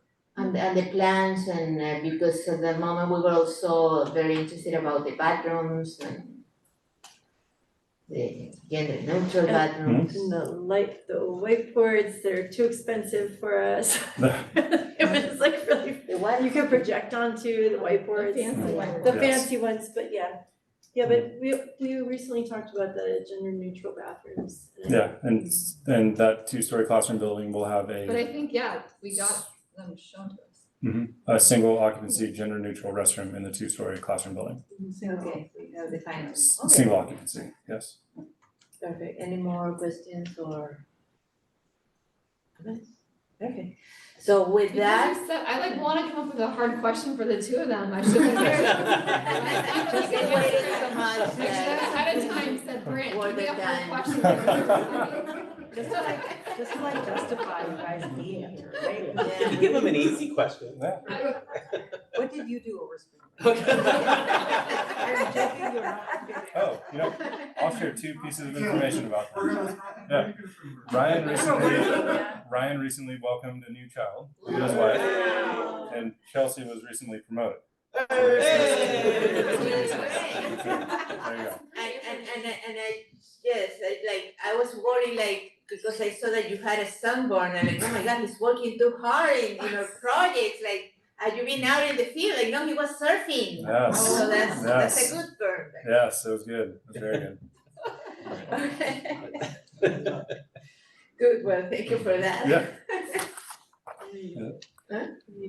Okay, yes, so can we get a vote on this? Everybody who moves to approve the motion, please say aye. Aye. With that, we unanimous. Awesome, thank you. Thanks for staying, guys. Congratulations. And then we move to the next item, which is 10C, approval of declaration of need to fully qualified education. And for that, we have Jeremy Nishihara, welcome. This particular motion, please go ahead. Yes. It's good to be here. Yes. No, sorry. The item before you is the declaration of need for fully qualified educators, and just for clarification, this is our best estimate for needs for next year. This is a annual item that we bring, and again, it's just our best guess, and our as you can tell by the form we fill out in Mary Beth's lovely handwriting, and send this to the CTC. And I have a funny feeling they use this information as an aggregate across the district to kind of see how they're doing with the credentialing programs. And so this information is presented to you. I recommend the board approve our anticipated declaration of need for fully qualified educators for next year, and happy to answer any questions if you have them. It is a very nice handwriting. Yes. I agree. Okay, so for that, let's start with public comments. If there is any member of our community or otherwise of the public who would like to speak on this item, please raise your hand now. None. Okay, seeing none, board, can we have a motion? I move approval of the declaration of need for fully qualified educators. Second. Good. Yeah, with that, comments, questions? I don't see art or music on here, but I thought we had talked about adding that as a need because of that proposition that was passed recently. Correct, am I gonna jinx it? Well, we have several good candidates, so we won't need we won't need to ask for the permit. We anticipate not needing to ask for the permit for those. Okay, fingers crossed, okay. And Eileen, yes, I anticipate, then I'll be back here in September going, Eileen, you were right, no. Yes. So these are specifically for people who have credentialing in single subject or general education, don't have this particular credentialing, but have coursework, and they're gonna teach these subjects for us. Correct, so again, this is an anticipation of the need for a permit. These are not our permit requests at this time, just because again, we're midway through hiring. This is just our anticipated need for next year. So the people who are gonna teach art and music will have those credentials. Yeah, it is our intention that hopefully, the ideal world is that we don't activate any of these permits. Okay. Yeah, and we haven't had any log finding the credentialed person for the workshops that we have in both schools, but not teacher anymore. Again, that's an ongoing conversation with SMS and the availability of the number of staff members that they have, their FTE and their section. So I don't know that exact answer at this moment because the number of electives depends on that piece, but we are not anticipating getting a waiver for that, so. I also saw the industrial and technology education, and wondered if that was related to Isabel's question. That could be, but again, we're just trying to keep options open, but I'm trying not to promise which up again because the number of electives depends on, yes, thank you, That's a good phrase, you're keeping options open. correct. Okay, yeah, because we do have the space and everything, the guy just retired. That's not what we're talking I about. know, thank you, I'm just, yes. Good. And And it is what we're talking about if we're talking about people who might teach it, so it's sort of what. yeah, it is, it's related. Good. Okay, well, with that, can we move to the next, to move to the vote right now? Anyone wants to vote on this, please say aye. Aye. Perfect, with that, we vote unanimously. I'm gonna go ahead. Thank you. So now it will be 10 Best part of the year. D. Yes. So, and we don't have a secret ballot? Yes, we do. We do. Okay, I will keep it quietly. I don't know how we do it, like, Excellent. Yes, the first item is 10D. It is my pleasure to bring forward to the board the announcement of our 2023-2024 Teachers of the Year nomination and winner. The first one is the Teacher of the Year, is what's before you. You'll see the outstanding site individuals that were nominated from each school site. We go through a rigorous process and a lot of vetting, and there's a lot of advocating for each individual. And I'm happy to pass the secret envelope. Oh, yes, Bridget. Clarification, Yep. so these are typically nominated by their peers? That is correct. So each site maintains their own process to identify, and then each site from their process submits forward their site teacher of the year, which we then consider for our district teacher of the year. So I'm gonna use the in-person pony here to hand this down. As it's being passed down, I'm gonna remind that anyone who is watching online, this is top secret. What we're sharing right now is not gonna be revealed until you guys reveal it. Tomorrow morning. In So person. top secret, For the everyone keep next it quiet. 12 hours. Thank you for that They're all disclaimer. tuned in, they're all Yeah, waiting. they're all waiting. Yeah, The camera too, we can't reverse the there camera are 9 somehow. people. At the Oscars, Yeah, you know where they watch people while they're. That's right, yeah. They're gonna, yeah. All right, Like, Isabel, when go is ahead. this on YouTube? It's tomorrow? It takes a few hours, so. True, that is true. So if they At wanna least- watch back, they. Right. It's not on YouTube until Monday. Yeah, So and that's yeah. fine. Monday, oh, Big okay, so, secret. there you go. Perfect, so. Is this the same? Oh, there you go, at the bottom. Yeah. Good. Okay, so we have the recommendation and the superintendent recommends that the Board of Education approve the selection of Divya Bashin. All right. From our preschool, we were super excited, Stacy was there. Preschool. Yes, it was fantastic. Stacy was on the phone because she wasn't feeling well, but she did not miss the meeting. And it gave a compelling argument as well as to back up the nomination of, and so we're happy to honor, I wanna say our first preschool, I wanna say maybe our first preschool teacher as Teacher of the Year. Perfect, that's great. Yay for you. Send the You're watching this later. congratulations tomorrow. We're giving you a big applause. Yes, definitely, for Monday. So we need to do public comment real quick and then I'll make a motion. to approve. Perfect, so, yes, so please, if we have any public comments on this item, please swear secrecy and then make a comment. Go ahead. Seeing none, then, I move approval of the selection of Divya Basin, as the district teacher of the year. I second.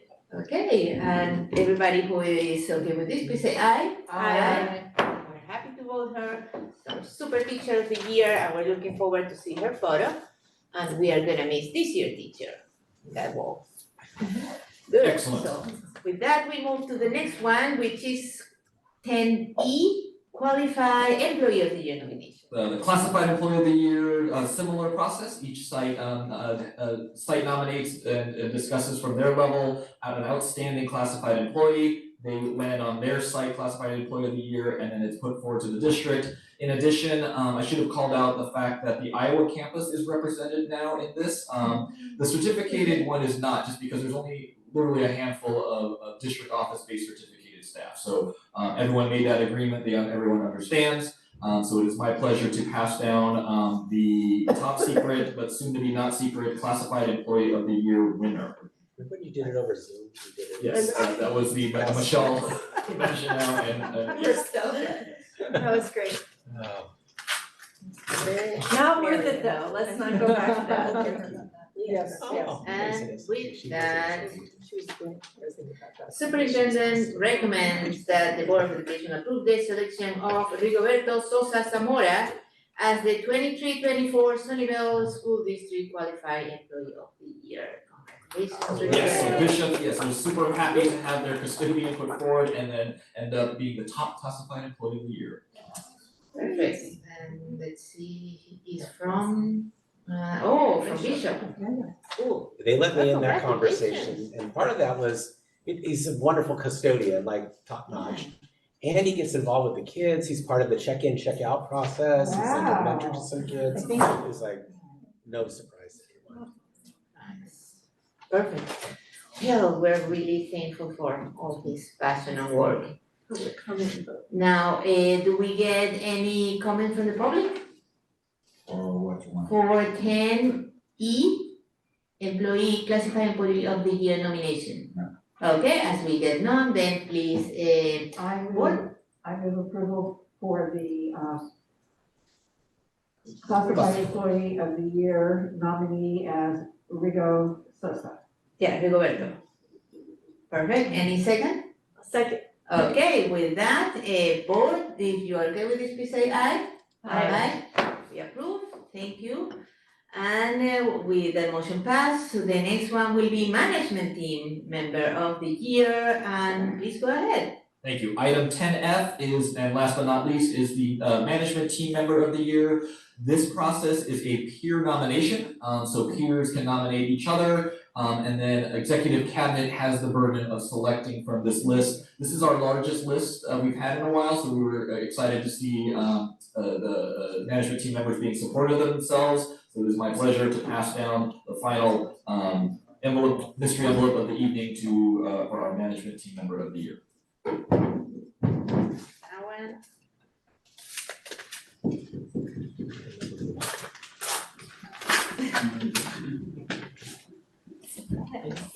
And the winner is Catherine Armstrong. Oh, yeah. Congratulations, Catherine. We were on her side today. For winning the 2023-2024 School District Management Team Member of the Year. Thank you. Do we get any comments from the public related to this particular item 10E? Oh, 10F? Okay. Seeing none, then, board, do we have a motion? I move to approve the selection of Catherine Armstrong as the Sunnyvale School District Management Team Member of the Year. Okay, second? So, Okay. And, well, as a comment, congratulations again. Good to see so much work and passion being recognized. Yay, go Catherine. I think when she was a teacher, she got Teacher of the Year too, like it's district-wide. Yeah, that's awesome. That's really cool. Yeah. There you go. Okay, well, and with that, it's 10 minutes to 10. So if we get to the next item, did we vote on it? No, it's not, we just vote. Okay, so if, can we vote on this, please, everyone, who approves this motion, please say aye. Aye. And with that, it passes. Michelle. Vote on it. Yeah, and just real quick, if I could, it would be remiss if I didn't mention that they will all be recognized at the Employee of the Year celebration at Bishop on Wednesday, May 29th from 4 to 6. So be there or be square. And then the executive cabinet will be running around to 3 sites tomorrow to deliver this great news. So executive cabinet members, 8 o'clock, please, in Mike's office. You said May 29th. That is correct. We had a shift in the date, Okay, what time? 4 o'clock to 6. I think the event starts, actually, the program starts at 4:30 because we have the reception in the yard, so. Perfect. And with that, so I suppose, good night, I suppose we are not gonna make it to 11, which is public comments from closed session items. So how do we procedurally table this for next week? We just do? We don't have to vote on it? Amend the agenda. Okay, so we need to amend the agenda? Wait, what, Jesus? You have two choices, you can table this item for the next board meeting Okay, and or do nothing. okay, so we table it for the next one. Or we reschedule it, so, yeah, it will come in the next item, and with this, we are gonna skip 11 and 12. Just remember to work on your assignment, everybody, which is related to this particular item. Due May 9th. Yes, to May 9th. No, wait, Can we that's get not it right. sent out again after, can we get the link sent out again tomorrow? Jesus? Due May 2nd, May 2nd.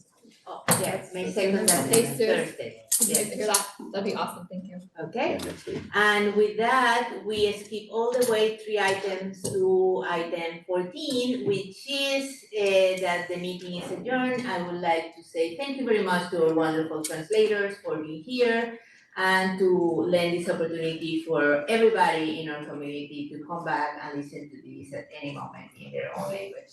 And for that, we just need to say that our next meeting will be on May 9 at 5 p.m.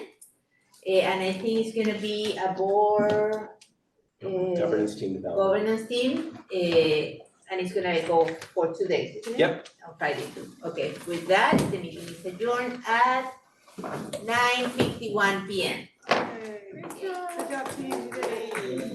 Thank you, Adrian, thank you, Angela. We need one. Good night. It's 3 items.